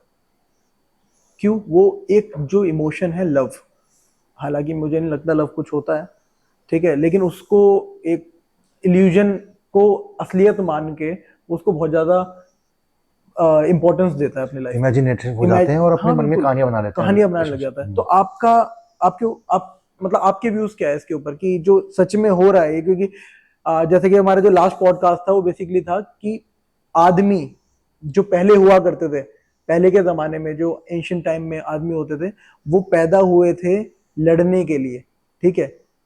वो एक उसमें रहते थे कि हाँ उनके हर कोई सपोर्ट करता था उनका। आज के टाइम में आदमी आदमी का दुश्मन है, क्योंकि उनको काम नहीं है। उससे पहले तो लड़ाई होती थी भाई अलग अलग देशों के बीच में, तो उनको सबका सपोर्ट चाहिए होता था। अब कोई लड़ाई तो हो नहीं रही है, तो कोई सपोर्ट चाहिए नहीं किसी को, तो एक दूसरे से लड़ रहे हैं वो। तो वो कहीं ना कहीं इमेस्कुलेट हो रहे हैं लड़के। आदमी जो मेस्कुलिन बोला जाता था, आदमी की जो इमेज होती थी कि हाँ वो एक मेस्कुलिन है, वो हर एक सिचुएशन में सबसे स्ट्रांग रहेगा आदमी, तभी औरत और आदमी को डिफरेंशिएट किया जाता था पहले। अब इक्वल इक्वल हो गए हैं, क्योंकि आदमी के लिए वो काम बचे ही नहीं है जिसके लिए आदमी बना हुआ है। सो आपका क्या व्यू है इसके ऊपर? इमेस्कुलेट हो रहे हैं, एक ब्रेकअप होने के बाद वो इतना ज्यादा टूट जाते हैं कि अपनी जिंदगी खराब कर लेते हैं। ओके, सो जो रिलेशनशिप के एस्पेक्ट की बात कर रहे हो कि लड़के उस पैटर्न में फंस के अपनी जिंदगी नहीं स्टेबल कर पाते एज कम्पेयर टू लड़कियां, इस बेसिस में आप पूछ रहे हो या जनरलाइज लड़कों के बारे में? जनरल बात कर रहा हूँ मैं। ओके, तो मैंने जैसे मेरा केस के बारे में मैं जानता हूँ। मेरे साथ पहले क्या होता था कि मुझे ये बहुत लेट समझ में आया कि मैं बहुत ज्यादा इमेजिनेटिव हूँ। मतलब अगर मेरा कोई लाइफ में गोल है, ठीक है, मान लो मुझे अच्छा बॉडी बिल्डर बनना है इंडिया का, मैं उस प्रोसेस में मैंने जाना शुरू किया, तो मेरे मन में मैं कहानियां बनानी शुरू कर देता हूँ कि जब मैं बन जाऊंगा तो कैसा होगा, मेरे पेरेंट्स क्या सोचेंगे। वो एक इतना बड़ा बादल सा बन जाता है ना मेरी आंखों के आगे, इल्यूजन जिसको आप बोल रहे थे। हम सारे लोग ना एक इल्यूजन दिमाग में कहानी अपने लिए बनाते हैं जीने के लिए, ठीक है। तो मेरे में भी वो चीज शुरू हुई। अब ये चीजें ऐसी हैं रिलेशनशिप्स की अगर हम बात करें कि हमेशा सामने वाला बंदा आपको कुछ सिखा के जाता है, हमेशा।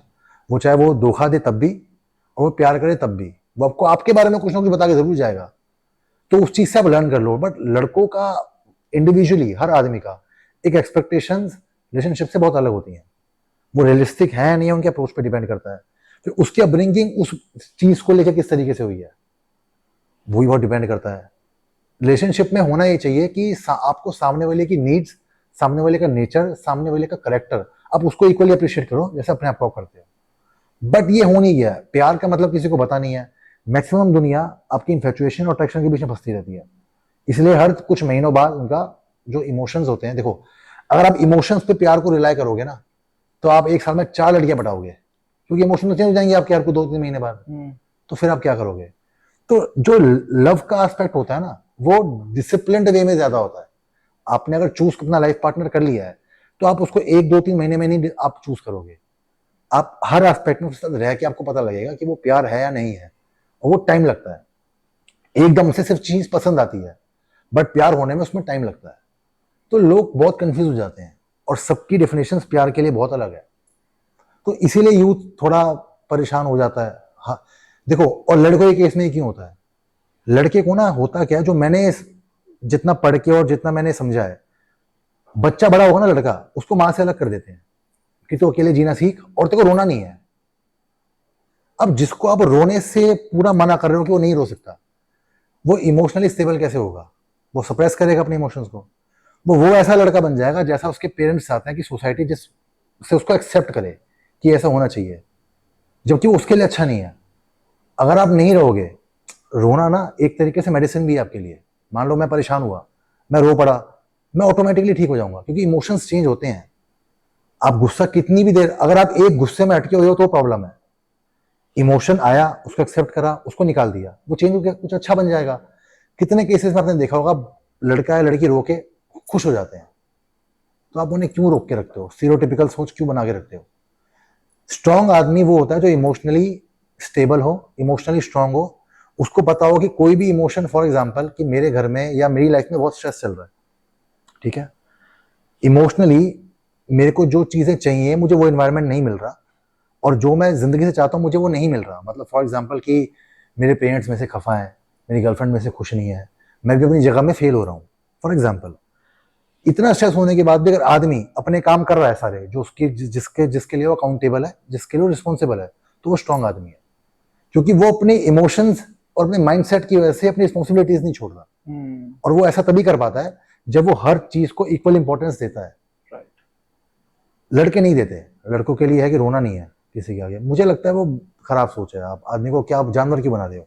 सही बात। अच्छा, जैसे कि अभी हमने बात करी इमोशनल, जैसे लड़के कैसे इमोशनली कंट्रोल नहीं है, तो अब बॉडी बिल्डर्स भी जैसे होते हैं कि उनको अपनी लाइफ में सब कुछ मैनेज करके चलना है। उनका एक तो वर्कआउट इतना हार्ड होता है, और फिर डाइट भी इतनी हार्ड रहती है, उनको हर चीज़ मैनेज करनी पड़ती है, और सब कुछ सोच समझ के उनको खाना पड़ता है। फिर उसके बाद फाइनेंशियली भी उनको मैनेज करना पड़ता है, क्योंकि बॉडी बिल्डिंग एक ऐसा स्पोर्ट है कि उसमें पैसा भर भर के लगता है।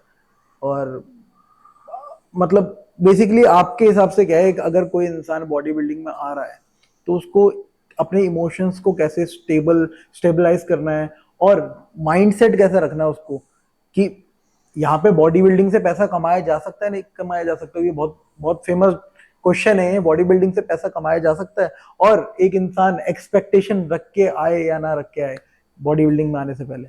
सो बेसिकली बॉडी बिल्डिंग के लिए सबसे इंपॉर्टेंट ये है कि आप पहले ये समझो खुद से कि आप पैशन के लिए कर रहे हो, प्रोफेशन के लिए कर रहे हो, क्योंकि मेन डिफरेंस ही वही है।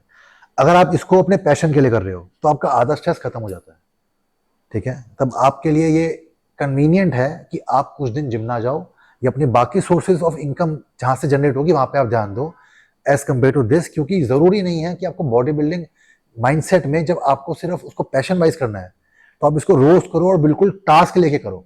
आप उसमें छुट्टी ले सकते हो, ठीक है, या आपका जब मूड करे तब आप कर सकते हो। प्रोफेशन में क्या इशू है कि आपको कंसिस्टेंट रहना पड़ता है हर चीज से, डाइट, वर्कआउट, फिर उसके बाद आपका रिकवरी, और उसके बाद पूरे दिन का माइंडसेट 24/7 365 डेज आपको वैसे ही रखना पड़ता है कि हाँ मेरा गोल है। अब प्रोफेशन की जब बात आती है तो आपको पता है कि यार प्रोफेशन यही है। एज के हिसाब से जब तक आप 40 पार नहीं हो जाते हो या 50 पार नहीं हो जाते हो, तब तक आपको बॉडी बिल्डिंग ही करनी है। आपको अपनी इनकम निकालनी है, उससे फैमिली को टाइम देना है, बीवी या गर्लफ्रेंड है तो उनको भी टाइम देना है, खुद के लिए भी टाइम निकालना है, और फिर इमोशनली बैलेंस रहना है। तो वो बहुत डिफिकल्ट जॉब हो जाता है। मेरे को ऐसा लगता है कि इंडिया में ना बॉडी बिल्डिंग गेम को लोग समझ नहीं पाए हैं। कोई भी स्पोर्ट कभी भी पैसा लाने के लिए बना ही नहीं था। अगर आप स्पोर्ट्स की अगर हिस्ट्री में जाओ तो वो हमेशा टाइटल और प्राइड की बात होती थी देश के लिए। ऐसा नहीं होता था कि क्रिकेटर मैं आज बनाऊं तो मैं करोड़ों रुपए मुझे मिल जाएंगे। धीरे धीरे क्या हुआ, गेम के प्रमोटर्स आए, आईपीएल आया, एनबीए में भी आए थे, फीफा वर्ल्ड कप है, वो भी अलग से एक प्रमोटर्स आए हैं। प्रमोटर्स जब आए तो उन्होंने बड़ा प्लेटफॉर्म लेके आए वो, ताकि वो गेम फेमस हो। फेमस गेम होगा तो वहाँ एथलीट्स हर लेवल के आएंगे।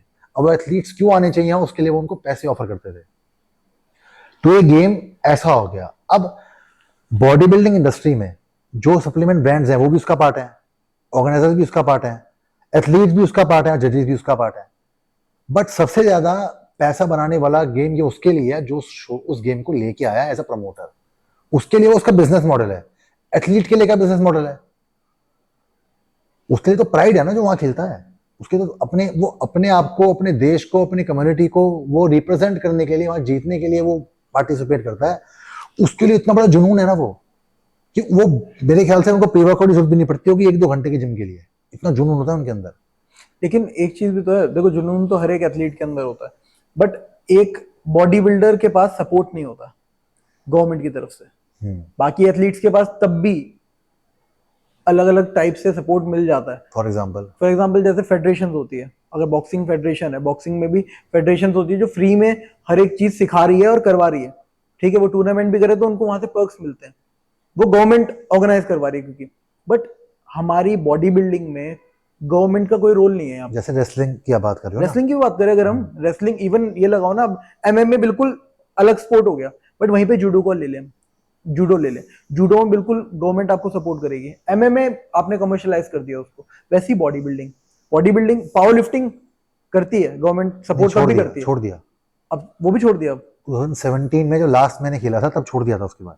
अच्छा, मतलब उससे पहले तो तब भी आते, रेलवे में बहुत सारे रेलवेज में पावर जाते लिफ्टर थे। हैं, ठीक है।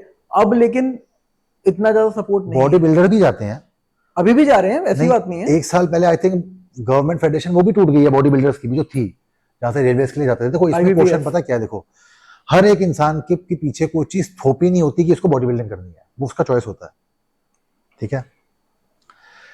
अब जो लोग बॉडी बिल्डिंग करते हैं वो सबसे ज्यादा एडलाइज करते हैं आर्नोल्ड श्वार्ज़नेगर को और रॉनी कोलमैन को, मैक्सिमम, ठीक है। और सबके अपने सब्जेक्टिव फेवरेट्स हो सकते हैं, बट ये गेम पॉपुलर आर्नोल्ड की वजह से हुआ, ठीक है।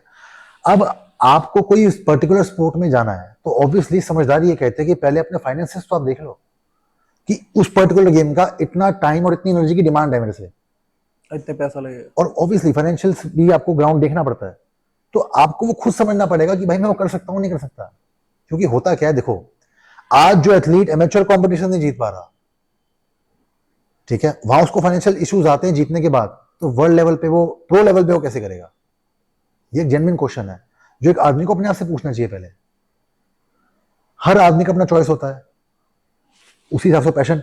आप जिम करना, body banana is the different thing. आप जब प्रोफेशनली कंपीट करते हो तो वहां गेम अलग हो जाती है। इसलिए मैंने पूछा आपसे कि जब पैशन के लिए आप कर रहे हो, वहां आपके पास कोई डूज एंड डोंट्स या आपके कोई रिस्ट्रिक्शंस नहीं है, कोई आप पे चीज थोपी नहीं जा रही, आप अपने मन के हिसाब से कर सकते हो। बट जब आप प्रोफेशनली कर रहे हो, वहां ग्राउंड अलग हो जाता है आपका पूरा का पूरा। पहले लोग पैशन के लिए आते थे, बट अब ये स्पोर्ट इतना ज्यादा कमर्शियलाइज कर दिया गया है कि अब लोग सोचते हैं कि अब पैसा भी, ऑब्वियसली पैसा बन रहा है, ऐसी बात नहीं, पैसा बन रहा है इसमें। सोशल मीडिया पे जितने इन्फ्लुएंसर्स हैं वो हर कोई अपनी हेल्थ पे फोकस कर रहा है, मतलब अपनी बॉडी पे, हेल्थ तो मैं नहीं कह सकता लेकिन बॉडी पे तो फोकस कर रहा है हर कोई, जो भी सोशल मीडिया पे है, जो भी इन्फ्लुएंसर है, कहीं ना कहीं बॉडी बिल्डिंग प्रमोट हो रही है उसके थ्रू। क्योंकि जिस भी दूसरे बंदे को देखो वो एब्स बना के घूम रहा है, वो हर कोई अच्छी बॉडी बनाना चाह रहा है, तो उसकी वजह से बॉडी बिल्डिंग प्रमोट हो रही है। हर कोई सोच रहा है कि भाई बॉडी बिल्डर है ये भी, लेकिन वो बॉडी बिल्डर नहीं है, वो एक सोशल मीडिया इन्फ्लुएंसर है। और सोशल मीडिया इन्फ्लुएंसर्स का कमाने का तरीका अलग है। और बॉडी बिल्डर पहली बात तो इतना ज्यादा सॉफ्ट हार्टेड होता है, और वो है ना बहुत, मैं बोलूंगा अपने पर्पस से इतना ज्यादा पर्पस ड्रिवन होता है कि उसके दिमाग में ये सारी चीजें नहीं चलती, बिजनेस वगैरह नहीं चलते। बहुत कम बॉडी बिल्डर्स हैं जो कि बहुत बहुत ही आलीशान जिंदगी जी रहे हैं। बाकी जो नॉर्मल बॉडी बिल्डर्स है पैसा लगाते हैं पूरी जिंदगी अपना, लेकिन वो एक नॉर्मल जिंदगी जी रहे हैं। प्रिंसम डेरा जी एग्जांपल हो गए, वही देख लो उनको, लेकिन उनको फेम अच्छा मिला, उनको बॉडी बिल्डिंग वो इंडिया में किसी ने कभी नहीं किया था, तो दैट्स ऑब्वियस, बिल्कुल लेजेंड है। तो उसकी वजह से वो लेजेंड है, उनकी जो लाइफ है वो बिल्कुल अलग रही है। बट आज के टाइम पे जो बॉडी बिल्डर आ रहे हैं वो बिल्कुल अलग है। उन्होंने सब कुछ नेचुरली किया है अपनी लाइफ में, इतने बड़े बड़े ओलंपिया लेवल तक के स्टेज पे उन्होंने कंपीट किया, वो भी 1980s में। और आज के टाइम पे जो, अगर कोई बंदा पहले दिन कदम रखता है ना जिम में, तो उसके दिमाग में ये होता है भाई 3 महीने में बॉडी बना लूंगा। क्यों? वो इतना ट्रेंड हो गया ना यार। आप किसी भी बंदे को भाई 3 महीने में बॉडी बन जाएगी, हर ट्रेनर, हाँ 3 महीने का आप कोर्स ले लो, 3 महीने में आपकी ट्रांसफॉर्मेशन हो जाएगी। यार 3 महीने में तो बॉडी का पता चलता है कि आपकी बॉडी कैसे रिएक्ट कर रही है, रिकवरी कैसे कर रही है, क्या खाने से आपकी बॉडी में चेंजेस आ रहे हैं। लेकिन फिर भी वो कितना ज्यादा कमर्शियलाइज कर आपको पता है एक्चुअल जेनेटिक्स जब आदमी पीईडीज लेता है हाँ उसके 3 साल लेने के बाद पता लगता है कि उसके जेनेटिक्स एनाबॉलिक फ्रेंडली है या नहीं है। अच्छा 3 साल तक आप लेते रहोगे ना, उसके बाद पता लगेगा कि आपका जेनेटिक पोटेंशियल कितना बड़ा है। ऑब्वियसली कोई भी बंदा स्टेरॉइड लेगा उसको 3 साल तो उसके रिजल्ट आना ही आना है, बट उसका रिजल्ट आना उसके बाद रुक रहा है या बढ़ रहा है, वो जेनेटिक फैक्टर होता है जो आगे जाके पता लगता है। और मेरे ख्याल से ये ना इस पे बहुत बड़ा एक फैक्टर है जो काम करता है, वो है आपके कोच का। क्योंकि आज के टाइम पे जिम में जाओ सारे कोच बने हुए अपने में, ठीक है, और वो जो पीईडीज जो मिस्टर इंडिया लेवल के एथलीट्स यूज करते हैं, वो नॉर्मल जिम के वर्कआउट में इतने पीईडीज यूज कर लेते हैं अपनी बॉडी को एनहेंस करने के लिए। तो बाद में जो अगर वो चाहते भी हैं कि हाँ उतने उस लेवल की गेम खेले, तो उनको जो मिस्टर इंडिया लेवल के जो एथलीट है जो कि प्रोफेशनली compete कर रहे हैं, वो दिमाग से काम कर रहे होते हैं। लेकिन ये जो सोशल मीडिया इन्फ्लुएंसर्स हैं, वो स्टार्टिंग में इतने सारे पीडी ले लेते हैं कि वो उस लेवल तक तो जाने का मतलब ही नहीं है। वो उस लेवल तक जाना चाहेंगे तो इतने ज्यादा उनको स्टेरॉइड लेने पड़ेंगे कि वो अंदर से बिल्कुल हार्म हो जाएगा उनका। पहले मनी वाला एस्पेक्ट कवर कर लेते हैं। किसी भी इंडिया के शो में कौन सा ऐसा कंपटीशन है जहाँ पे आपको आप 1 साल में एक बार खेलो आपको करोड़ों रुपए मिल जाए? कोई भी नहीं है। कोई भी नहीं। आप समझो बॉडी बिल्डर्स क्या करते हैं ना, शुरुआत में बॉडी बिल्डिंग करते हैं, उसका खर्चा निकालते हैं लोगों को ट्रेन करके, ठीक है। अब ये बात जेन्युइन है। अगर देखो आप किसी ट्रेनर को अगर पैसे दे रहे हो, उससे मान लो कोई भी पीईडीज का कोर्स चला रहे हो, तो आप उससे ये गारंटी, आप ये एक्सपेक्टेशन रखते हो कि वो मेरी बॉडी को सेफ्टी के साथ हैंडल करे, क्योंकि मैं उसे ब्लाइंडली ट्रस्ट कर रहा हूँ, ठीक है। वो एस्पेक्ट ज्यादा है ही नहीं इंडिया में। बहुत गिने चुने जेन्युइन कोचेज हैं जो पैसे बनाने से ज्यादा हेल्थ पे बंदे की ध्यान रखते हैं। बाकी सबके क्या करते हैं कोचेस, पर्सनल ट्रेनिंग से ज्यादा पैसे ले लेंगे या सामान बेच के उनको वो मार्जिन रख के वो पैसा कमा लेते हैं, ठीक है। अदरवाइज सर्वाइव नहीं कर पाएंगे। उसके अलावा कुछ क्या करते हैं, यूट्यूब चैनल्स से वो काफी अच्छा कंटेंट बेसिस पे ग्रो कर लेते हैं। कुछ को कंपनी स्पॉन्सर कर देती हैं। अब कंपनी भी का भी अपना रूल है, वो स्पॉन्सर कब करेगी, जब उसे पता है मुझे 50,000 1 लाख रुपए की महीने की सेल देगा तो, अदरवाइज हम भी नहीं करेंगे। तो फाइनेंस अगर बॉडी बिल्डर्स का आप देखोगे तो उनके पास ज्यादा स्कोप नहीं है, कॉम्पिटिशन कुछ खास देते नहीं है उनको। प्रो कार्ड उनके लिए एक शान है, ठीक है। मतलब आप उनकी खुशी इस प्रो कार्ड से, अगर कॉम्पिटिशन के प्रो कार्ड की बात करें तो उन्हें खुशी इतनी मिलती है कि प्रो कार्ड जीतते ही अपने नाम क्या गया वीवी प्रो लिख देते हैं। वो इतनी बड़ी शान है उनके लिए।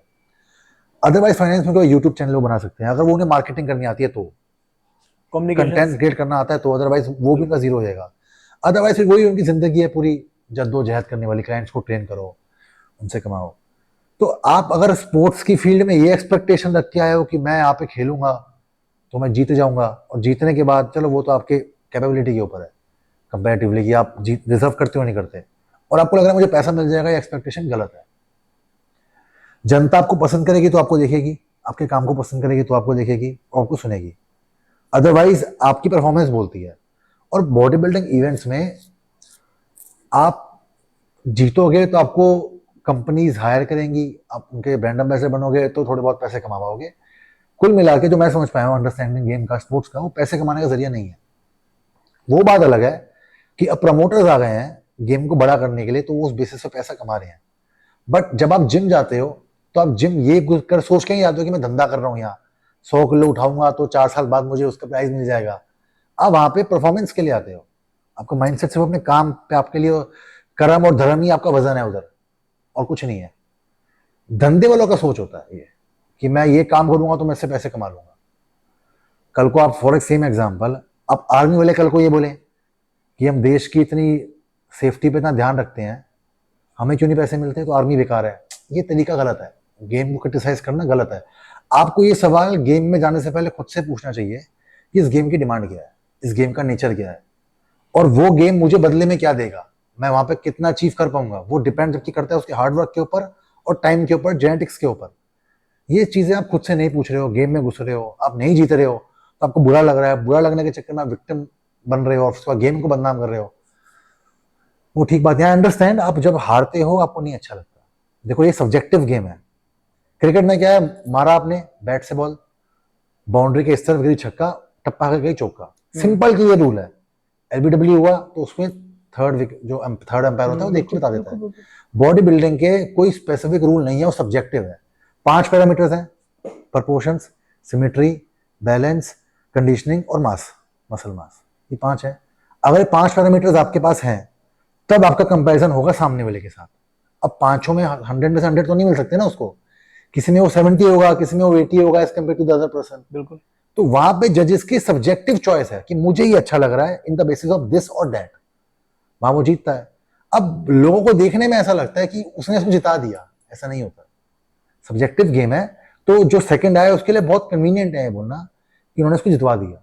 गेम का नेचर देखो आप क्या है, सब्जेक्टिव है, मतलब 5-6 लोगों को जो अच्छा लगेगा वो जीतेगा, और 5 पैरामीटर के बेसिस पे कंट्रोवर्सीज होती हैं, ठीक है, मेन ओलंपियाज में होती हैं, वो अलग एस्पेक्ट है। लेकिन मेरा इस कहने का मतलब ये है कि अब गेम को समझो कैसी है। आपको पता है कि मैं इस प्रोसीजर से निकलूंगा, जब मेरे को डाइट भी करनी है, वर्कआउट भी करना है, पैसे भी मेरे बहुत खर्च होने हैं, मेरे को टाइम भी देना है, और उसके बाद हो सकता है मैं शायद ना जीतूं, तो उस चीज को बाद में गेम को ब्लेम नहीं करना कि गेम ने आपको कुछ नहीं दिया। आप नहीं जीत रहे हो, बाकी लोग तो जीत रहे हैं ना, उनके लिए गेम कर रहा है। तो आप अपने लिए ऐसी कोई चॉइस सोचो जिससे आपका दिल ना दुखे, आप आगे जाके खुशी से उसमें आगे बढ़ते रहो। ये मुझे लगता है लोगों को अपने आप से पूछना चाहिए before criticising a game of swim. Right. अब जैसे क्रिटिसाइजेशन की बात हुई है, तो अभी रिसेंटली शेरू क्लासिक को भी बहुत ज़्यादा क्रिटिसाइज किया लोगों ने, और क्रिटिसाइज इस लेवल तक किया है कि जजिंग पैनल पे भी सवाल उठे हैं बहुत सारे। सो जजिंग पैनल में जैसे आपके फादर हैं, सो आपको क्या लगता है कि जजिंग में हुआ था ऊंच नीच, या सब कुछ फेयर था, या ऐसा कुछ होता भी है? सी जजिंग, जैसे मैं और 2021 और में, हाँ, एक और चीज इसमें बोला जा रहा था कि जैसे नेपोटिज्म नेपोटिज्म जैसे बॉलीवुड में चलता है, वैसे बॉडी बिल्डिंग में भी नेपोटिज्म आ गया है कि भाई जिस जो अगर कोई कोच है तो कोच का ही लड़का वहां पे जीतेगा, या कोई किसी से अच्छे रिलेशन है तो वहां पे बढ़िया जीतेगा। भुवन के ऊपर जैसे बात उठी थी, भुवन के ऊपर जैसे उंगली उठी थी कि भाई भुवन को जीतना नहीं चाहिए था, लेकिन वो जीत गया। सो इसके ऊपर आपकी क्या राय है? क्योंकि आपका भी पहले का ऐसी रहा है कि आपने भी कम्पीट किया है, लेकिन आपको नहीं मिला मेडल, और किसी को मिला है, जबकि आपके फादर जजिंग पैनल पे है। तो ये नेपोटिज्म वाली बात आपसे बेहतर तो कोई और बता नहीं सकता। 2021 में मैं एमेच्योर ओलंपिया खेला पहली बार, हाँ। ठीक है, मेरे को मेरे नेगेटिव्स पॉजिटिव्स पता थे, बिल्कुल। ठीक है, मैं खेला, मेरे को जो एक्सपेक्टेशन रिजल्ट से थी मेरे हिसाब से मुझे वो नहीं मिली, ओके। अब अगर मेरे फादर के जज होने का या कोई इन्फ्लुएंस का होने का इतना बेनिफिट होता तो मुझे भी मिलना चाहिए था, राइट। मेरे को तो काफी, क्योंकि उस टाइम पे काफी जजेस एग्जाम भी दे रहे थे अपना, उन सबने बोला कि इसकी 3rd प्लेस है, इसको 4th क्यों दी। तो अगर ये वर्क करता होता तो मेरे को 2nd मिल जानी चाहिए थी, राइट, बट ऐसा नहीं हुआ, तो वो क्यों नहीं हुआ होगा वैसा, और अभी क्यों हो गया होगा वैसा। देखो, जो जजेस का जो नजर होता है ना, वो पब्लिक, देखो ओलंपिया में जजिंग होती है, पीपल्स चॉइस का वहां पे क्यों अवार्ड रखा हुआ है, क्योंकि गेम को बनाने वाले लोग, जजेस समझते हैं कि जो जनता को पसंद आ रहा है उनसे अलग होगा ही होगा, या हो सकता है, इसलिए पीपल चॉइस अवार्ड बनाया है। जो जजेस का नजर होता है देखने का, वो बहुत अलग होता है, वो हमारे तरीके से नहीं होता, ठीक है। और उनकी, मेरे को ऐसा लगता है कि अगर आप गेम से प्यार करते हो ना, तो वो क्रिटिसिज्म गेम के किसी पार्ट को नहीं करना चाहिए। आप उसी जो स्टेरॉइड एब्यूज में लेना क्रिटिसाइज होना चाहिए, स्टेरॉइड भी क्रिटिसाइज होने चाहिए, बट उनको लोग लेने वाले ज्यादा, क्रिटिसाइज करने वाले लोग बहुत कम है। एट द सेम, अब आयरनी देखो कि वही मैंने आपको सेम बात बोली कि कोई एथलीट नहीं जीत रहा, तो उसके लिए बहुत ईजी है ब्लेम करना जजेस को। मैं मानता हूं बुरा लगता है, हर आदमी को बुरा लगता है जिसको ये फील हो जाता है कि मेरे को किसी पॉलिटिक्स की वजह से वहां पे मेडल्स नहीं आने दिए, बुरा लगता है, ठीक है, बट इसका मतलब ये नहीं आप गेम को बेकार बोल दो या वो पर्पसफुली कर रहे हैं। कई जगह पे हो सकता होगा कि जजिंग से खुश नहीं है, वो एक अलग एस्पेक्ट है, बट उसको आप एक, जस्ट बिकॉज सब्जेक्टिव है, आपके लिए वो इजी हो रहा है कि उस गेम को आप इजीली बदनाम कर दो कि यहाँ चीटिंग होती है, वो कन्वीनियंट है कहना, बट वो रियलिटी नहीं होती। इसलिए जजेस के लिए मुझे खुद लगा कि मेरे को थोड़ा आना चाहिए था, मैं नहीं आया। अब उनको उल्टा बोल के मुझे क्या मिल जाएगा, मुझे कुछ नहीं मिल सकता। ये मेरे लिए एक लेसन भी है, और ये मेरे लिए एक रियलाइजेशन भी है गेम को लेके। किसी चीज को क्रिटिसाइज करने से कुछ नहीं होता। मेरे को लगता है कि जजेस की जजमेंट पे आपको क्वेश्चन नहीं करना चाहिए, उससे बेटर है भैया आप ये पूछ लो उनसे, क्योंकि कल को आपने क्वेश्चन कर दिया, ठीक है, क्योंकि इंडिया में बहुत ईजी है, लोगों की सोच उतनी मैच्योर नहीं है जितनी होनी चाहिए, जितनी वेस्ट की है, जितनी अमेरिकन वगैरह लोगों की है। आप एक बैड रेपुटेशन वैसे बना लोगे जजेस के लिए, फिर आप एक्सपेक्ट क्यों करोगे कि वो आपको फेवर करें उस चीज़ में। तो मेरे को लगता है जजेस के बोलने से कुछ नहीं होता। ऐसा हो सकता होगा कि किसी की पोजीशन अच्छी हो, उसको ना दी गई हो, वो एक अलग डोमेन है जहाँ पे जजेस ही बोल सकते हैं। अगर उनकी क्लैरिफिकेशन उस चीज़ में आए तो वो अच्छी बात है, अदरवाइज आई डोंट थिंक उस बारे में सोचना चाहिए, क्योंकि मैं भी बिल्कुल उस चीज़ को समझता हूँ कि कैसा लगता है कैसा नहीं लगता। आप जो डिजर्व कर रहे हो आपको नहीं मिल रहा, जजेस क्या देख रहे हैं, क्योंकि बट उसका कोई फायदा नहीं है आई फील। तो जब आपको थर्ड पोजीशन नहीं मिली थी, उस टाइम पे फोर्थ मिली थी 2021 में, तो आपने अपने फादर से पूछा था कि क्या रीजन रहा है इसके पीछे? मेरे फादर खुद उस पोजीशन से पर्सनली खुश नहीं थे, उन्होंने क्वेश्चन नहीं किया उनको। कि क्वेश्चन करेंगे तो ऐसा लगेगा कि भाई अपने बेटे के लिए ज्यादा होगा। एग्जैक्टली तो उन्होंने तो मतलब ये बेसिकली जजेस के मन में भी होता है कि अगर हम ऐसा कुछ पॉइंट उठाएंगे तो हम पे लोग उंगलियां उठा सकते हैं। वो भी कहीं ना कहीं इस चीज से इनसिक्योर होते हैं। मैच्योरिटी यही कहती है कि अगर कोई जजेस ने आपको कोई डिसीजन दिया है तो कुछ देख के दिया होगा, वो दुश्मनी क्यों निकालेंगे आपसे। बिल्कुल। क्योंकि वो उनको भी रिस्पॉन्सिबल होना पड़ता है उस पोजीशन में आके, ताकि लोग उनसे रिलेट कर पाए कि हाँ इसकी जजमेंट अच्छी होगी इनकी। अगर वो खराब जजमेंट देंगे तो उनको दोबारा जिम मैन्यन से लेटर नहीं आएगा कि अब जज करो, वो हटा दिए जाएंगे फिर। अच्छा, आपको क्या लगता है भुवन जीतना चाहिए था? मेरी नजर में मुझे लगता है अली बिलाल जीतना चाहिए था। अगर आप मेरे से पर्सनली पूछो, मुझे वो बहुत अच्छा स्टेज पे लग रहा था यार। वो पीपल्स चैंप बन गया वो। हाँ, मतलब कहीं ना कहीं उसका फिजिक मुझे बहुत अच्छा लग रहा था, सच में बहुत अच्छा है उसका फिजिक। मुझे अच्छा लग रहा था ऑनेस्टली। लेकिन चलो जो भी है, जजिंग पैनल कह रहे हैं कुछ रूल्स चेंज हुए थे उस चीज को लेके कि कैसे? कुछ जैसे टायलर मैनियन जो हैं, जिम मैनियन के बेटे हैं, उन्होंने ये चीज़ बोली थी वहाँ पर कि उन्होंने कुछ पैरामीटर्स चेंज करे हैं मेंस फिजिक के, कि उसके आर्म्स बड़े नहीं होने चाहिए बॉडी के हिसाब से। तो उसकी वजह से भी जजमेंट पे, और मैं क्वेश्चन इसलिए भी नहीं करना समझ रहा कि सही होगा, क्योंकि जिन्होंने जजिंग किया था वो जो हेड जज थे, वो ओलंपिया के मेन हेड जज थे। जो ओलंपिया मेन जज करते हैं वो थे, उनमें से एक थे वो। तो मैंने कहा इतना ऊपर लेवल का जज कर रहा है तो वो। और मेरे ख्याल से मुझे नहीं लगता कि अगर इतने ऊपर लेवल के जजेस वहां पे बैठे तो वहां पे कोई पॉलिटिक्स हो सकती है। क्योंकि अगर इंडियन जज भी है जो भी वहां पे अगर है कि वो चाहते कि नहीं इनको बना दे, तो मेरे ख्याल से तो यार वो ओलंपिया इतने बड़े स्टेज के जज हैं जो कि वहां मेन जजिंग पैनल पे बैठते हैं, वो इन सब चीजों को तवज्जो देंगे ऐसे जो पॉलिटिक्स को। हेड जज होता है उनके पास मेन गेम होती है। हाँ। अगर फॉर एग्जांपल मान लेते हैं, हाइपोथेटिकल सिचुएशन दे रहा हूँ, कि सबने फॉर एग्जांपल अली को फर्स्ट दिया था, हेड जज ने अगर उसको थर्ड कर दिया, अली को तो थर्ड ही आएगा। अच्छा। अब उनकी नजर क्या है, वो किस तरीके से देख रहे हैं, वो वही जानते हैं। और जस्ट बिकॉज वो जजिंग पैनल में वो बैठते हैं, वो सीनियर है, उनके पास एक्सपीरियंस है, उन्होंने एग्जाम्स क्लियर करे हुए हैं, तो पॉसिबिलिटी ऑफ डाउट बहुत कम बचती है कि वो जानबूझ के किसी को हरवाएंगे। वो होना भी नहीं चाहिए। मतलब जजेस जो उस पोजीशन पे है उनको भी अपनी गेम से, अपने काम से ऑनेस्ट रहना चाहिए, और एथलीट को भी उन पे फेथ रखना चाहिए। दोनों चीज़ साइड बाय साइड चलनी चाहिए। ऐसा नहीं कि एथलीट फेथफुल हो रहा है, जजेस ढंग से पूरे दिल से नहीं कर रहे काम, उन्हें दिल से काम करना चाहिए पूरा का पूरा। आपका जो फिजिक है, आपका जो बॉडी टाइप है वो एंडोमॉर्फ है, ठीक है। तो अब इस टाइम पे आप जैसे इतने एथलेटिक और इतने एस्थेटिक रहते हो हमेशा, मैं तो 12 महीने आपको ऐसे देखता हूँ बिना फैट के, कहीं पे भी आपके फैट नहीं है।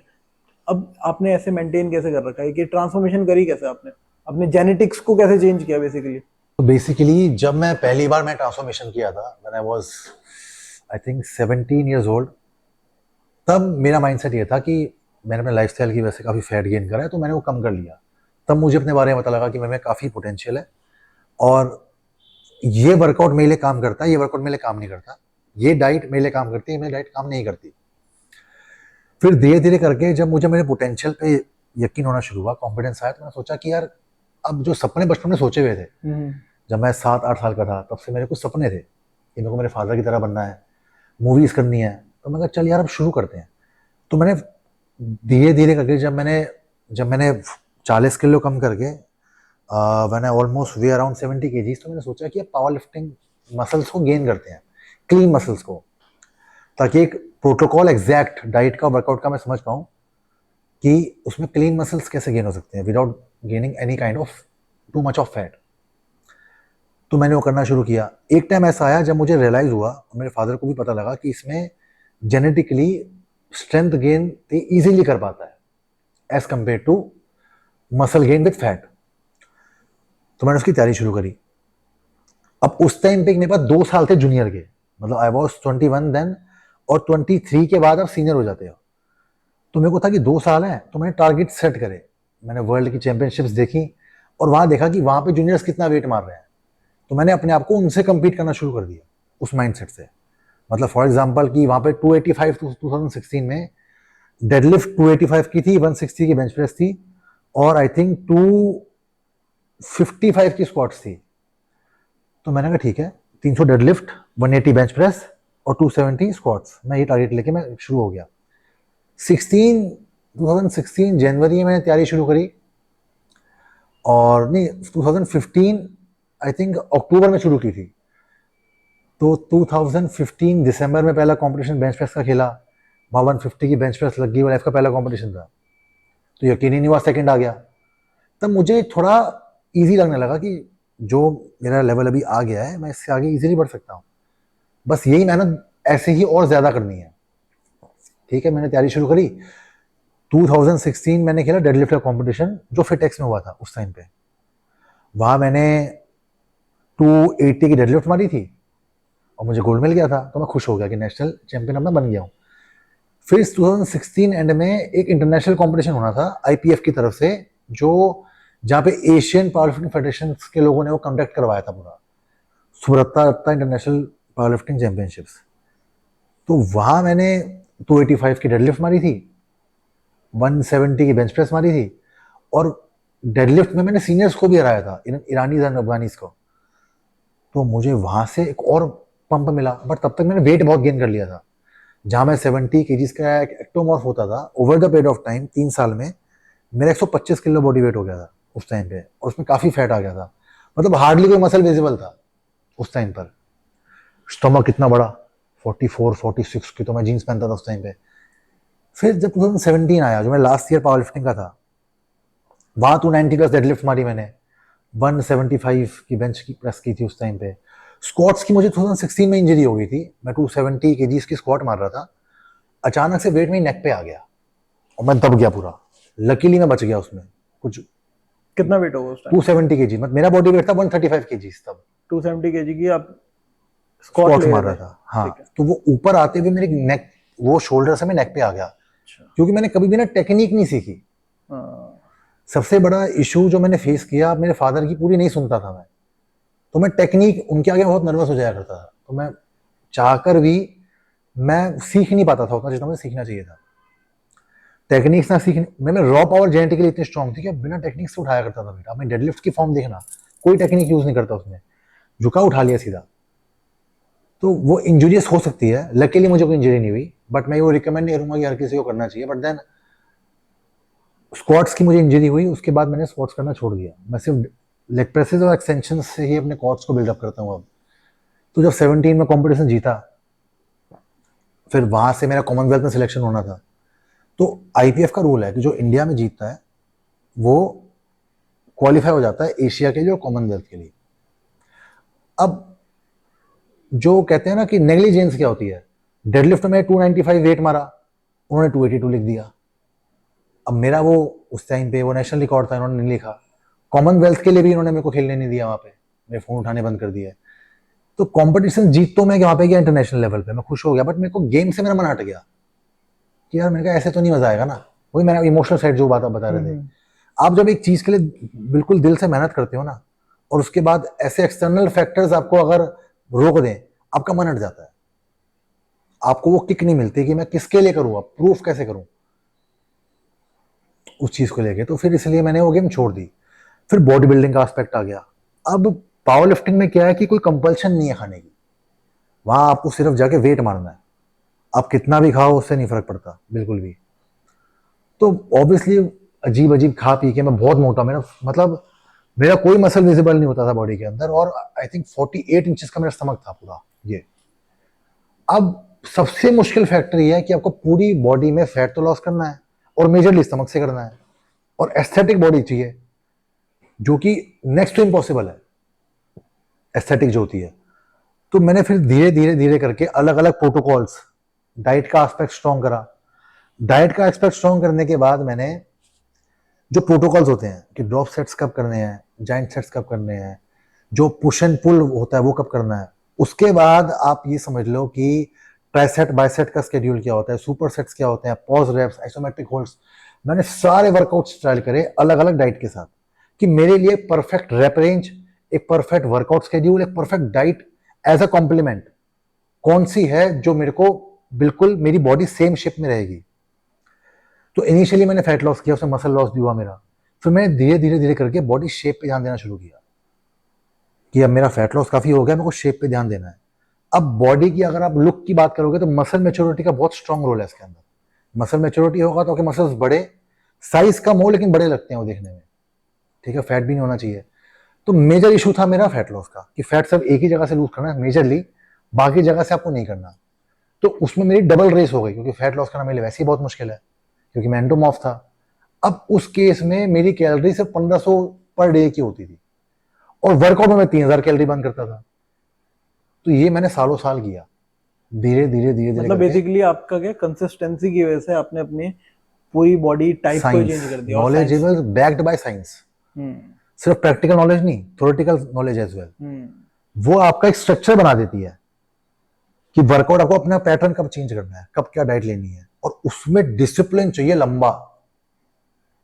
डिसिप्लिन नहीं होगा आप गिव अप कर दोगे। देखो मोटिवेशन इज फॉर एमेच्योर्स, बिल्कुल मोटिवेशन कुछ दिन के लिए आती है, डिसिप्लिन उसको लाइफ टाइम रखता है, ये मेजर फर्क है। इसलिए बॉडी बिल्डर्स की लाइफ में डिसिप्लिन बहुत होता है। जो भी लोग फिजिकल एक्टिविटी करते हैं बहुत ज्यादा उनका डिसिप्लिन होता है। तो धीरे धीरे धीरे पहले मुझे ही लग रहा था कि मैं कर ही नहीं पाऊंगा क्योंकि बहुत, आप मुझे बताओ कितने पावर लिफ्टर्स आपने इंडिया में देखे हैं जो जेनेटिकली गिफ्टेड ना हो बॉडी बिल्डर्स के जेनेटिक्स के हिसाब से, और उनके दोनों जगह इंटरनेशनल मेडल है, वो भी अपनी 30 साल की कम एज के लोग। तो ये गेम जेन्युइनली मुश्किल है, बात मेहनत की नहीं है, मेहनत इंसान कर लेता है। We Indians are very very hard working people throughout the world, but problem आती है नॉलेज की। नॉलेज हर एक के पास नहीं है। फिर वो ट्रस्ट अपने कोच पे होना चाहिए, रिलेशनशिप आपका अपने कोच से होना स्ट्रांग बहुत जरूरी है, अदरवाइज आप गिव एंड टेक नहीं कर पाओगे इसके अंदर। कोच को नहीं फीलिंग आएगी कि आप कुछ कर सकते हो, आपको फीलिंग नहीं आएगी कि रास्ता सही दिखा रहा है। तो रिलेशनशिप बहुत स्ट्रांग चाहिए। लकीली मेरे फादर ही मेरे कोच थे, तो रिलेशनशिप का कोई डाउट ही नहीं था। वो जो उन्होंने मुझे बोला मैं करता चला गया, जबकि उसमें भी अपना दिमाग लगाता था जो कि किसी स्टूडेंट को नहीं करना चाहिए, बट लकीली उसका आउटकम अच्छा आ गया। तो जो ट्रांसफॉर्मेशन कर लिया, मेरे डैड को भी नहीं यकीन हुआ था कि ट्रांसफॉर्मेशन ही कर लेगा। क्योंकि आप सोचो ना, ये जिस इंसान के लिए पतला होना नेचुरली ही बहुत मुश्किल है, ड्रिवन बाय जेनेटिक्स, और उसके बाद वो चीज एस्थेटिक बॉडी बना पा रहा है, being a power lifter from a body builder from power lifting structure, उसने अपनी बॉडी को बिल्कुल एस्थेटिक बना लिया बड़ी हाइट में। तो वो जेन्युइनली मेरे लिए बहुत मुश्किल प्रोसेस था। मतलब मैंने अपनी ऑलमोस्ट पूरी लाइफ सेक्रीफाइस करी है। तो दोस्तों के साथ कभी बाहर ट्रिप्स में नहीं गया, नाइट पार्टीज ज्यादा एंजॉय नहीं करी, पूरी जिंदगी मेरी इसी में निकल गई ऑलमोस्ट कि मैंने ये सोचना छोड़ दिया कि मुझे क्या अच्छा लगता है, ये सोचना शुरू कर दिया कि बॉडी को क्या चाहिए। तो बहुत मुश्किल हो जाता है काफी ये गेम। मतलब ये गेम एक ऐसा है जो बहुत स्ट्रेस देता है आपको, इसलिए आपके लिए इमोशनली बैलेंस होना बहुत जरूरी है। ये तो चलो आपके बॉडी बिल्डिंग करियर की बात होगी कि आपने बॉडी बिल्डिंग में कैसे ट्रांसफॉर्मेशन करी और आपने अपने लाइफस्टाइल को चेंज करके अपने नॉलेज को एक बात मैं और ऐड कर रहा हूँ। जैसे जब ट्रांसफॉर्मेशन की जो मेन पॉइंट में बताना स्किप हो गया था, पहले मैं एंडोमॉर्फ था स्कूल लाइफ में, फिर मैं एक्टोमॉर्फ हुआ, फिर जब मैंने कॉम्पिटिशन्स खेले पावर लिफ्टिंग में तो मैंने 65 केजीज गेन करा फ्रॉम 70 केजीज। फिर उसके बाद जब बॉडी बिल्डिंग के एस्पेक्ट में आया तो ट्रांसफॉर्मेशन करके सिर्फ ट्रांसफॉर्मेशन नहीं किया, मेडल साथ में जीते हैं। वो एक हायर लेवल कंपटीशन आपका अपने आप से हो जाता है कि सिर्फ आपको फोटोज अपलोड नहीं करनी, आपको दूसरों से कंपेयर करके जीतना है। तो ये उससे एक स्टेप ऊपर हो जाता है। फिर मैंने वापस अपना वेट कम किया, और इसमें बॉडी बिल्डिंग में वेट कम करना इंपॉर्टेंट नहीं है, उसमें इंपॉर्टेंट ये है कि आप किस लुक के साथ आ रहे हो, उसमें लुक का बहुत इंपॉर्टेंट रोल होता है। तो उस लुक में 30 केजीज वापस कम किया, बॉडी का शेप पूरा अलग हो गया, जो लिटरली मतलब मेरे नोन्स जिनको मैं जानता हूँ बोलते हैं कि नेक्स्ट टू इम्पॉसिबल चीज थी। कहते हैं ना एक आदमी के वूंड्स बताते हैं, मेरी बॉडी में हर जगह स्ट्रेच मार्क्स है। वो मेरी जर्नी के बारे में, मेरे फेस पे स्ट्रेच मार्क्स हैं यहाँ पर, तो वो जर्नी के बारे में बताता है कि कितने चीजों से पार करा होगा, जिसके कोई वूंड्स ही नहीं है, वो क्या उसके लाइफ के बारे में बताएगा। स्ट्रगल क्या बताएगा। कहते हैं ना, वो लोग बोलते हैं कि बाल सफेद हो गए, इतना एक्सपीरियंस है उनको। धूप में नहीं कर रहे। हाँ, धूप में निकल निकल के पैरों में छाले, इतना चले हम जमीन पर। तो ये वैसे ही है। तो सागर भाई, जैसे आपने बताया कि आप पूरे दिन में एक ही मील लेते हो, तो ये पॉसिबल कैसे है? एक पूरे दिन में सिर्फ और सिर्फ एक मील के अंदर आप अपना पूरे दिन का कैलोरीज कैसे कवर कर पा रहे हो? ऑब्वियसली ये पूरी नहीं हो सकती, पॉसिबल नहीं है। और मेरे फादर जी मुझे बहुत बोलते हैं कि अगर परफॉर्मेंस चाहिए अच्छी तो डाइट इंपॉर्टेंट फैक्टर है, तो 3 से 5 बार खाना चाहिए। But then I don't know कि पॉसिबल कैसे है, बट काम कर जाता है। मतलब मेरे को उसका एक्सप्लेनेशन नहीं पता, और ऑब्वियसली मैं नई नई डाइट्स ट्राई करता रहता हूँ, तो मेंटेनेंस में मेरे लिए काम कर जाता है। तो कब से आप ये वाली डाइट फॉलो कर रहे हो? मेरे को हो गए 2 साल। 2 साल से आप सेम डाइट फॉलो कर रहे हो? 2022 में जब मुझे कोविड हुआ था, उसके बाद से डाइट मेरी सेम है। और ये कहाँ से पता चला आपको इस डाइट के बारे में? मेरा लाइफस्टाइल के हिसाब से ही एडजस्टमेंट ऐसी हो पाई। ऐसा नहीं है कि मैंने किसी का फॉर्मूला अपनाया। मेरे को जो मेरा लाइफस्टाइल उस टाइम पे होता था, उस अकॉर्डिंगली ही मैंने उसको एक बार किया, और वो काम करता गया मेरे लिए। तो मैंने फिर उसको छेड़ा नहीं।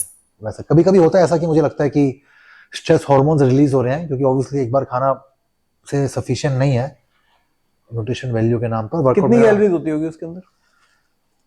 1500-2000 पर तो नहीं हो सकती इसके अंदर। तो आपकी इतनी बड़ी बॉडी के लिए 1500-2000 कैलोरीज क्या ही है? ये तो आपके मेरे ख्याल से बीएमआर से भी कम है। बीएमआर के अलावा भी ये देखना होता है ना कि जो रिक्वायरमेंट है बॉडी की वो पूरी हो रही है नहीं हो रही। तो आपका इतना वर्किंग, आप इतना हैवी वर्कआउट मेरे को लगता है भी तो- बॉडी इस खाने में अडेप्ट कर गई है। अच्छा। मेरे को और मुझे लग रहा है कि इसी वजह से आप लीन भी हो इतने टाइम से। हो सकता है। और मुझे एक इशू होता है मेजर इसमें, मेरे स्ट्रेस हार्मोन्स रिलीज होते हैं बहुत ज्यादा, क्योंकि क्योंकि वर्कआउट तो उतना ही है, हाँ। डेली एक्टिविटी भी उतनी है, कैलोरीज जा नहीं रही है। रिकवरी उस हिसाब से हो नहीं पा अब रही। बॉडी टाइप एंडोमॉर्फ है, हाँ। तो वो इस डाइट में सरवाइव कर पा रहा है, हम्म, बट स्ट्रेस हार्मोन रिलीज होते हैं मेरे। कई बार कॉर्टिसोल एस्ट्रोजन लेवल्स ऊपर आ जाते हैं, हम्म। तो मुझे वर्कआउट से रेस्ट लेना पड़ता है, डाइट बढ़ानी पड़ती है, फिर ठीक हो जाता है। हफ्ते में कितने दिन वर्कआउट करते हो? 7 दिन। 7 दिन कोई रेस्ट नहीं? आदत होगी वर्कआउट की, मैं ना फंक्शन नहीं कर पाता हूँ उसके बिना। ये पता है क्या, अगर इसको देखा जाए ना, तो ये भगवान ने ना जो हमारी बॉडी बनाई है ना, वो अलग ही है बिल्कुल। ऐसा नहीं है कि ना आप समझ ही नहीं सकते अपनी बॉडी को। आपको जिस भी सिचुएशन में आप ढालना चाहोगे ना, उस सिचुएशन में ढल जाएगी आपकी बॉडी। आप इसके कोई पैरामीटर नहीं है कि आपको 6 मील लेनी है, 5 मील लेनी है, 4 मील लेनी है, 3 मील लेनी है। आप जैसी अपनी बॉडी को फीड करना चाहोगे वैसे ढल जाएगी जी। ह्यूमन पोटेंशियल इन्फिनाइट है। बिल्कुल। ह्यूमन बॉडी किस लेवल पे क्या क्या कर सकती है आप इमेजिन भी नहीं कर सकते हो। बट ऑब्वियसली अगर बॉडी बिल्डिंग में ग्रो करना है आपको सर्टेन लेवल पर, तो आपको डाइट सफिशिएंट देनी पड़ेगी। मैं इस डाइट में ग्रो नहीं कर सकता हूँ, मेंटेन एनी हाउ कर रहा हूँ, ऑल्दो इश्यूज मुझे इसमें भी हो रहे हैं, बट मैं मेंटेन कर रहा हूँ। और मुझे लग रहा है कि वो जेनेटिकली शायद मैं गिफ्टेड हूँ, इसलिए हो सकता है। अदरवाइज मैंने किसी भी बॉडी बिल्डर अपने दोस्तों को नहीं देखा जो एक मील में सर्वाइव करते हो इतने वर्कआउट में। लेकिन आप करते क्यों हो ये? यार मेरे को एक तो ना बचपन से ही एक ना फियर है खाने से, साइकोलॉजिकल। मुझे लगता है मैं ज्यादा खाऊंगा मोटा हो जाऊंगा, जबकि ऐसा नहीं है। मैं कितनी बार 3-3 लार्ज पिज्जाज खा जाता हूँ, आइसक्रीम की बिक्स खा जाता हूँ पूरी की पूरी, और अगले दिन उठता हूँ तो मैं और ज्यादा रिब्ड होता हूँ। इसका मतलब बॉडी मांग रही है, मैं नहीं दे रहा हूँ उसको। बॉडी लोड कर लेती ना फिर काम। तो उस चक्कर में स्ट्रेस हार्मोन्स बढ़ जाते हैं। तो जब मुझे लगता है वो बढ़ रहे हैं, क्योंकि अपनी बॉडी के बारे में नया नया आप जानते हो, प्रोसीजर यही होता है समझने का, तो मैं कुछ कुछ टाइम में डाइट बढ़ा देता हूँ या रेस्ट ले लेता हूँ, ताकि बॉडी बैलेंस हो जाए, हार्मोन्स जो स्ट्रेस है वो कम हो जाए। मेन चीज जहां मेरा फोकस था हमेशा से, कि जब मैंने ट्रांसफॉर्मेशन की, होता क्या, जब आप मोटे से पतले होते हो या फैट लॉस करते हो तो आपकी स्ट्रेंथ कम हो जाती है। तो मेरा मेन फोकस ये था कि मेरी स्ट्रेंथ ना कम हो, मतलब जो मेरे बॉडी के मेजरमेंट्स कम हो जाए जैसा मैं चाह रहा हूँ एग्जैक्टली उस तरीके से, लेकिन स्ट्रेंथ नहीं कम होनी चाहिए। यहाँ मैं मैंने वर्क करा अपने आप पे, कि जो लिफ्ट्स में पावर लिफ्टिंग्स में मारता था, वो लिफ्ट आज मैं सेम बॉडी के साथ मार रहा हूँ। तो मेरे लिए ये बहुत स्ट्रॉन्ग इंप्रूवमेंट मुझे लगा, मुझे मिला इस चीज को लेके। क्योंकि आप जब पतले से तगड़े होते हो तो आप ऑब्वियसली आपका स्ट्रेंथ बढ़ जाती है, आपकी बॉडी अच्छी शेप में आ जाती है। बट मोटे से जब आप पतले होते हो तब स्ट्रेंथ कॉम्प्रोमाइज होती है, ठीक है। मैं उस लेवल पे पहुंच गया हूँ कि जो मेरी लिफ्ट्स पावर लिफ्टिंग के टाइम पे थी, वही मेरी सेम लिफ्ट्स आज भी हैं, कुछ में तो उससे ज्यादा है। और बॉडी शेप में मैसिव ट्रांसफॉर्मेशन है। तो ये चीज में शुरुआत से मेरे गोल्स थे, और उसमें मैंने काम लकीली अच्छा हुआ, क्योंकि बहुत कम बॉडी बिल्डर्स हैं जिनका बॉडी फैट परसेंटेज 8 या 9 हो, और वो बेंच 200 के आसपास मार रहे हैं और डेडलिफ्ट 300 मार रहे हैं। राइट, बहुत स्ट्रेंथ बहुत कम हो ही मुश्किल, जाती है उसके क्योंकि बाद। जेनेटिकली मैं उसमें गिफ्टेड नहीं हूँ। हम्म, जेनेटिकली गिफ्टेड मैं स्ट्रेंथ में हूँ, हम्म, बॉडी बिल्डिंग के एस्पेक्ट में बिल्कुल भी नहीं हूँ। वहां हार्ड वर्क काम आता है। जेनेटिक्स नहीं हो तो हार्ड वर्क जेनेटिक्स को बीट कर सकता है। मतलब ये काफी अच्छा एग्जाम्पल है इस चीज का। बिल्कुल। अच्छा, ये तो बॉडी बिल्डिंग की बात होगी।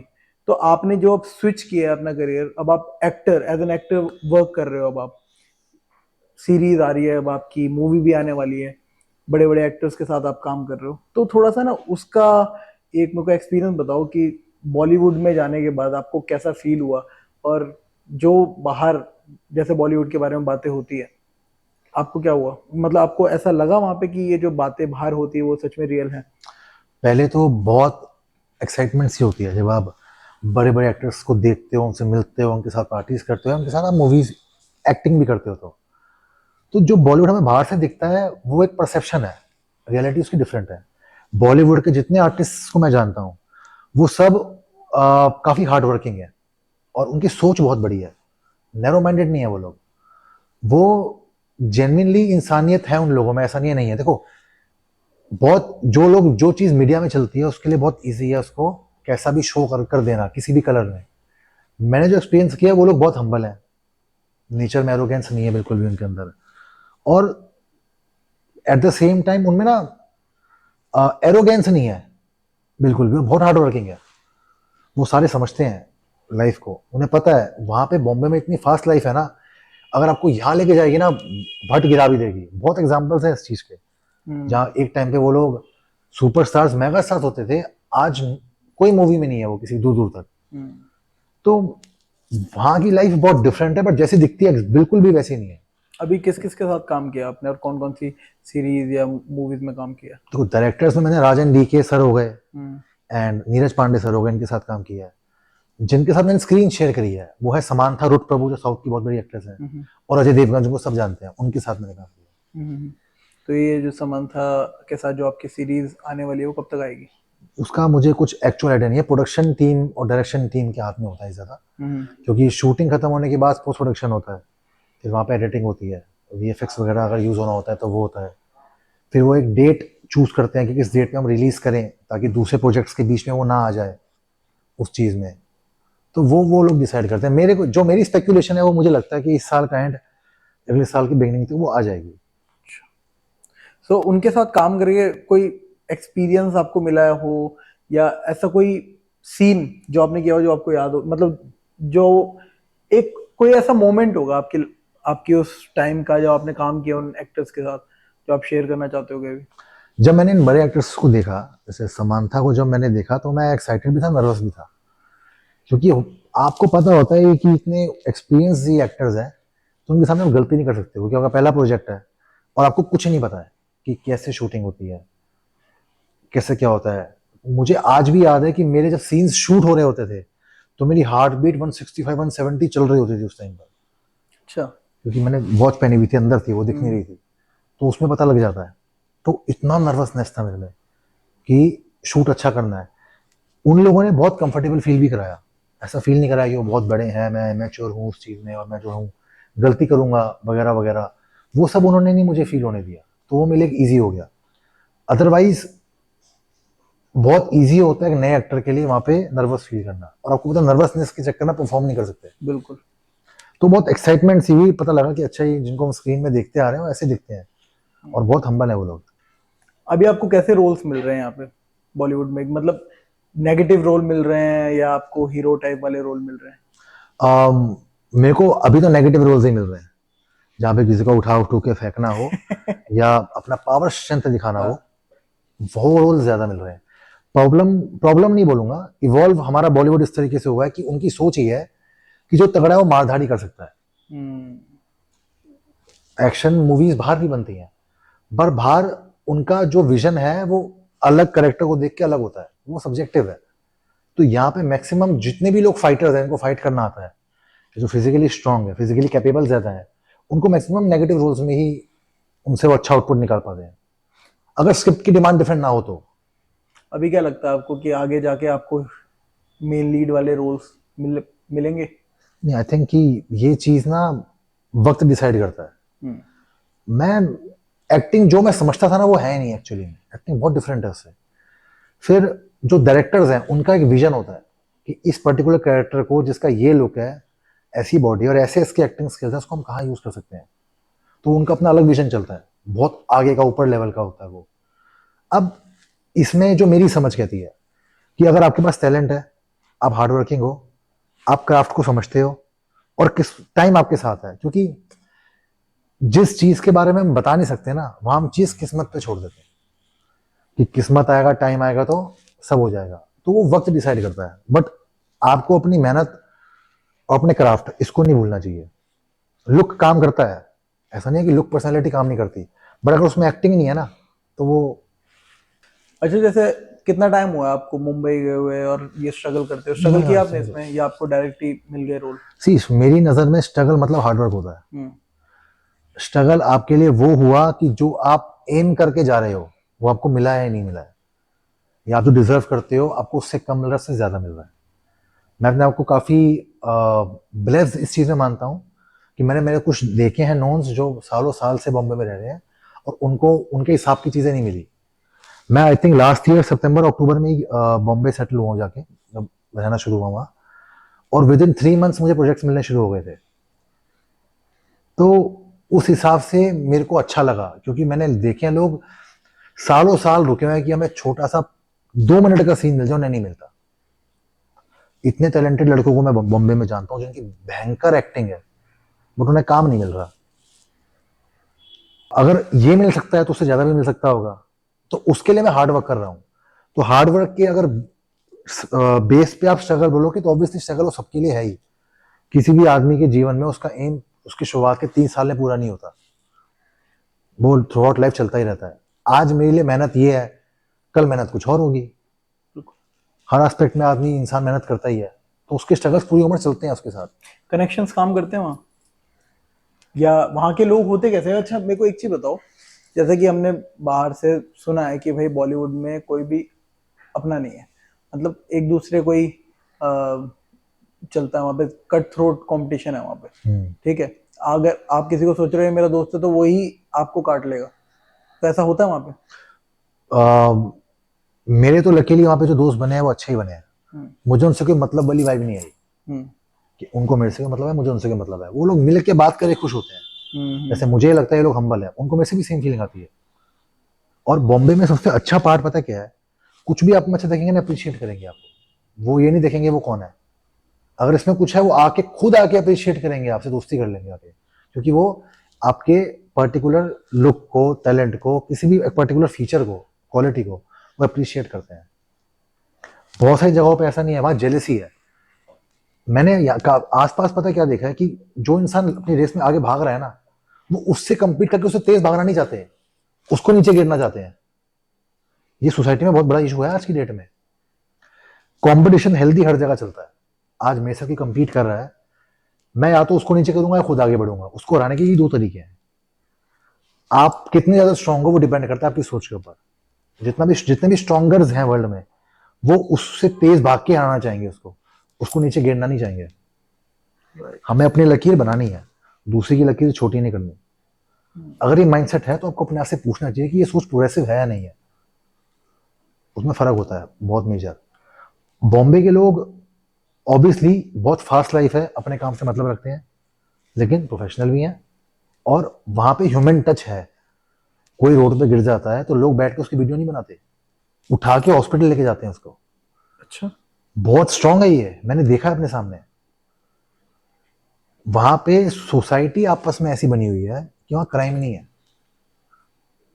वहां मैंने इतना क्राइम नहीं देखा।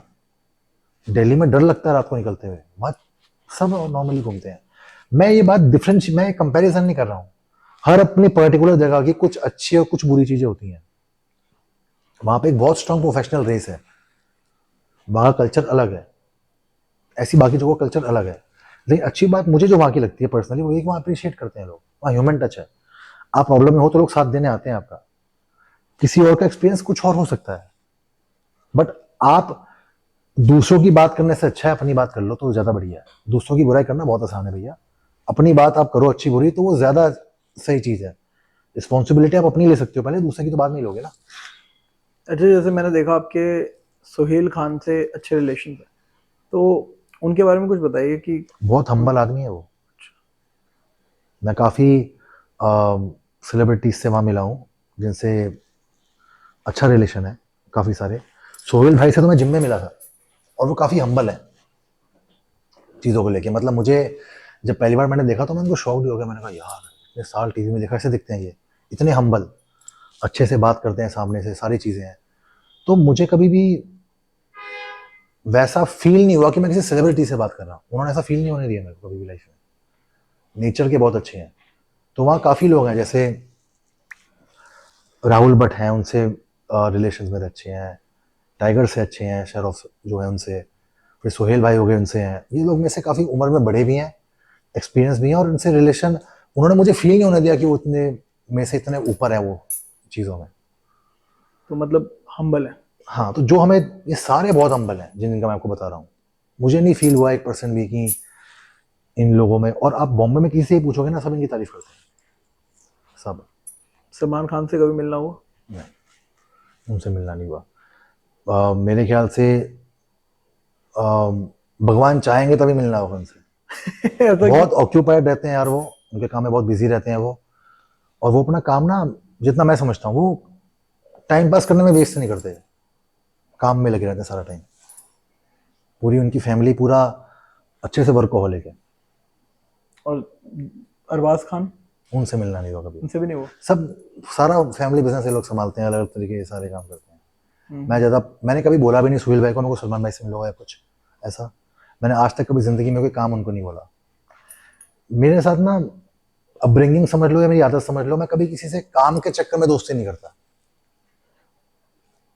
मुझे ऐसा लगता है कि अगर रिलेशन बिल्ड करने में काम पहले आ रहा है तो छोड़ दो। अगर मैं किसी लायक हूंगा तो मुझे सामने वाला बंदा खुद ही बोल देगा ना।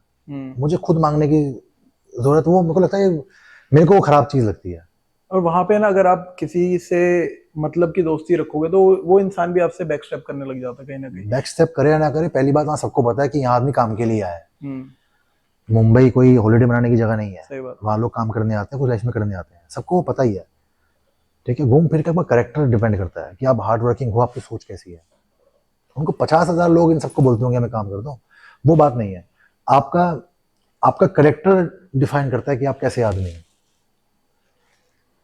कोई भी आदमी को कोई मूवी ऑफर करेगा, कोई मना वैसे भी नहीं करेगा उसको, वो अलग चीज है। बट रिलेशन, मैं उस साइकोलॉजी को नहीं समझ पाया कि किसी से काम के लिए दोस्ती क्यों करनी चाहिए।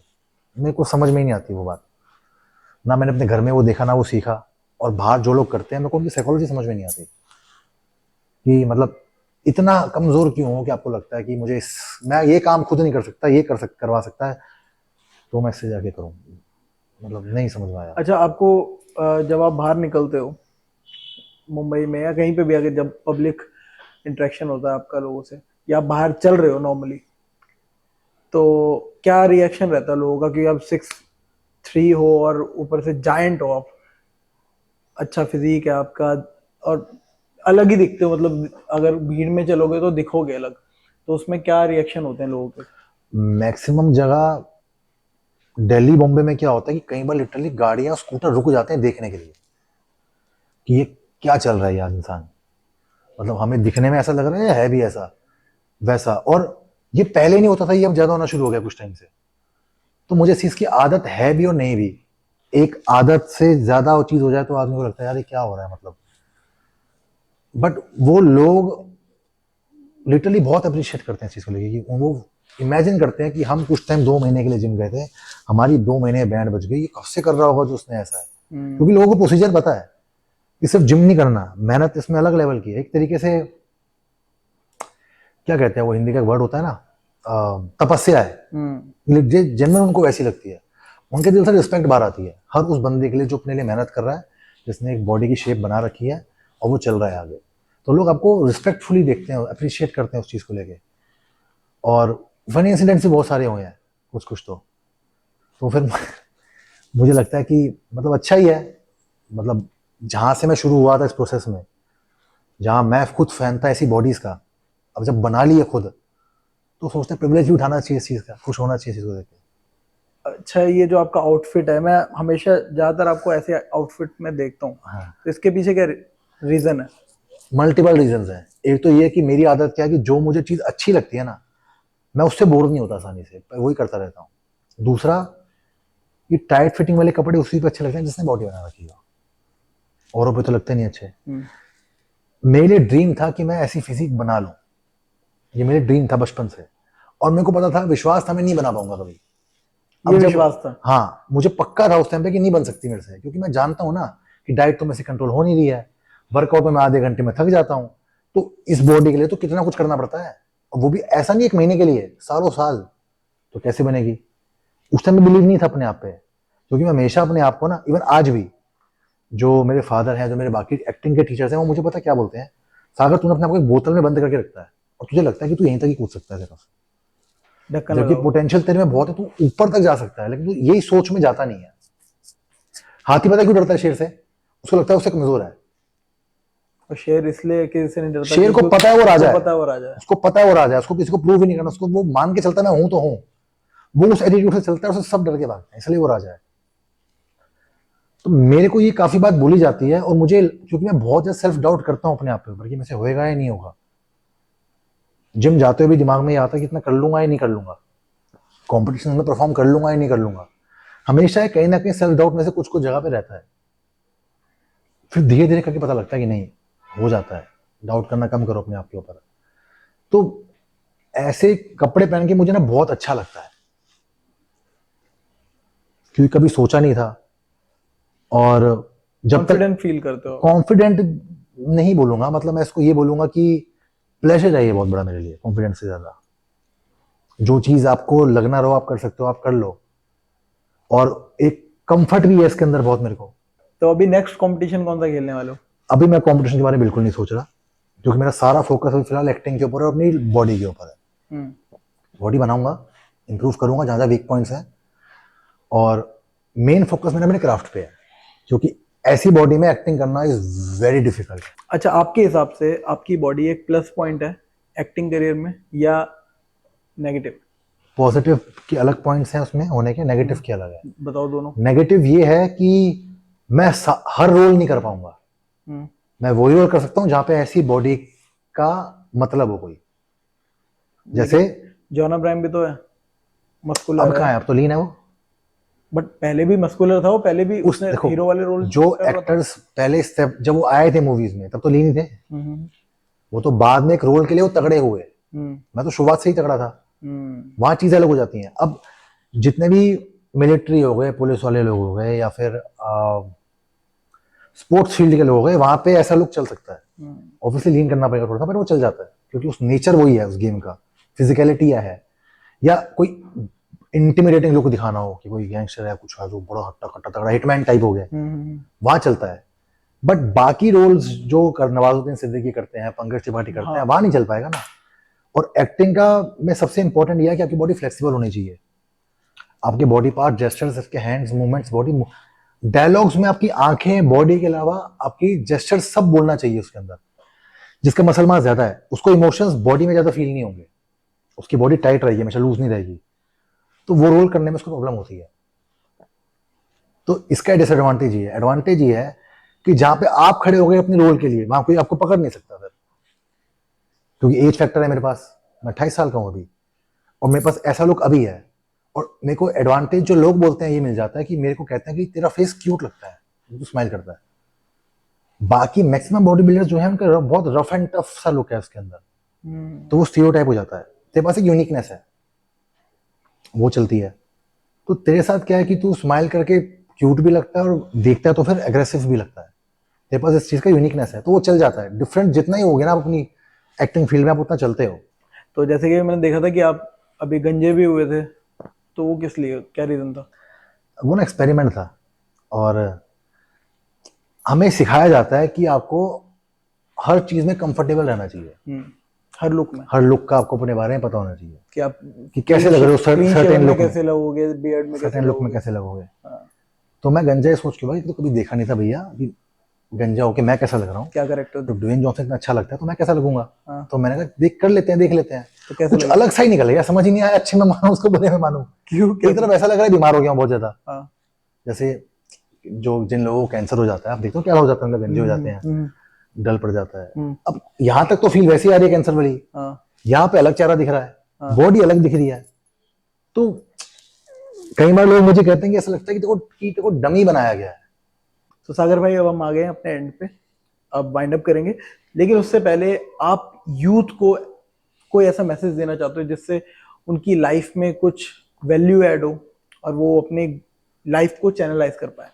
फर्स्ट ऑफ ऑल तो थैंक यू वरुण भाई, हमने साथ में पॉडकास्ट किया और क्वेश्चंस आपके बहुत स्पेसिफिक और टू द पॉइंट थे, जो कि मेरे को बहुत ही अच्छा लगा इसको आंसर करने में। यूथ को लेके मैं बेसिकली 2-3 चीजें बोलना चाहूंगा कि एक तो जो आप हो ना वही रहो, मतलब कि जैसे आपकी बॉडी डिफरेंट है ऐसे आपका दिल भी डिफरेंट है, आपका नेचर भी डिफरेंट है। तो कभी भी किसी की कॉपी मत करना लाइफ में। आप इंडिविजुअल हो, यूनिक हो, स्पेशल हो, तो आप उसी हिसाब से ही अपनी यूनिकनेस को मेंटेन रखना, किसी के इन्फ्लुएंस में मत आना, ठीक है। दूसरा, जहाँ तक बॉडी बिल्डिंग एस्पेक्ट की बात है, तो जो पीईडीज हैं उनसे आपको दूर रहना चाहिए। उसके साइड इफेक्ट्स होते हैं, कम ज़्यादा वो अलग बात है, बट होते हैं।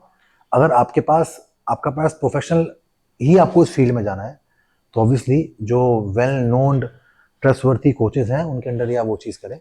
और अगर आपके गोल्स जेन्युइनली प्रोफेशनल है तभी, अदरवाइज आप रहने ही दो, क्योंकि आपको अगर बॉडी को मेंटेन भी करना है तो भी फिर आपको उनको यूज़ करते रहना पड़ेगा लंबे टाइम तक।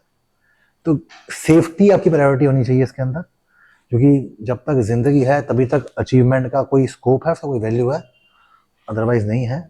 और किसी भी खराब चीज को प्रमोट ना करें, उसके इन्फ्लुएंस में है। सो सागर भाई, आपको वीटी शो में मेरे साथ पॉडकास्ट करके आज कैसा लगा? बहुत अच्छा। क्वेश्चंस, जो चीजें आपने पूछी हैं वो जेन्युइनली ऐसी चीजें हैं जो सोसाइटी में क्वेश्चंस उठने चाहिए, जिसका हर किसी को उस बारे में सोचना भी चाहिए अपने आप से। जो self questions in the form of self actualisation जो है वो होना बहुत ज़रूरी है, ताकि लोग इस चीज़ को समझ के अवेयर होकर आगे बढ़ पाए। सो मिलते हैं अपने नेक्स्ट वीडियो में। अगर आपको ये वीडियो पसंद आई तो लाइक कर दें, शेयर करें अपने सारे दोस्तों तक, और सब्सक्राइब करे बिना बिल्कुल भी ना जाए, और अभी के अभी बेल आइकन को प्रेस कर दें ताकि आगे आने वाली हर एक वीडियो की, हर एक पॉडकास्ट की नोटिफिकेशन आपको मिलती रहे। सो मिलते हैं अपने नेक्स्ट वीडियो में, तब तक के लिए स्वस्थ रहो, मस्त रहो और जीते रहो अपनी जिंदगी। Thank you so much for watching this video.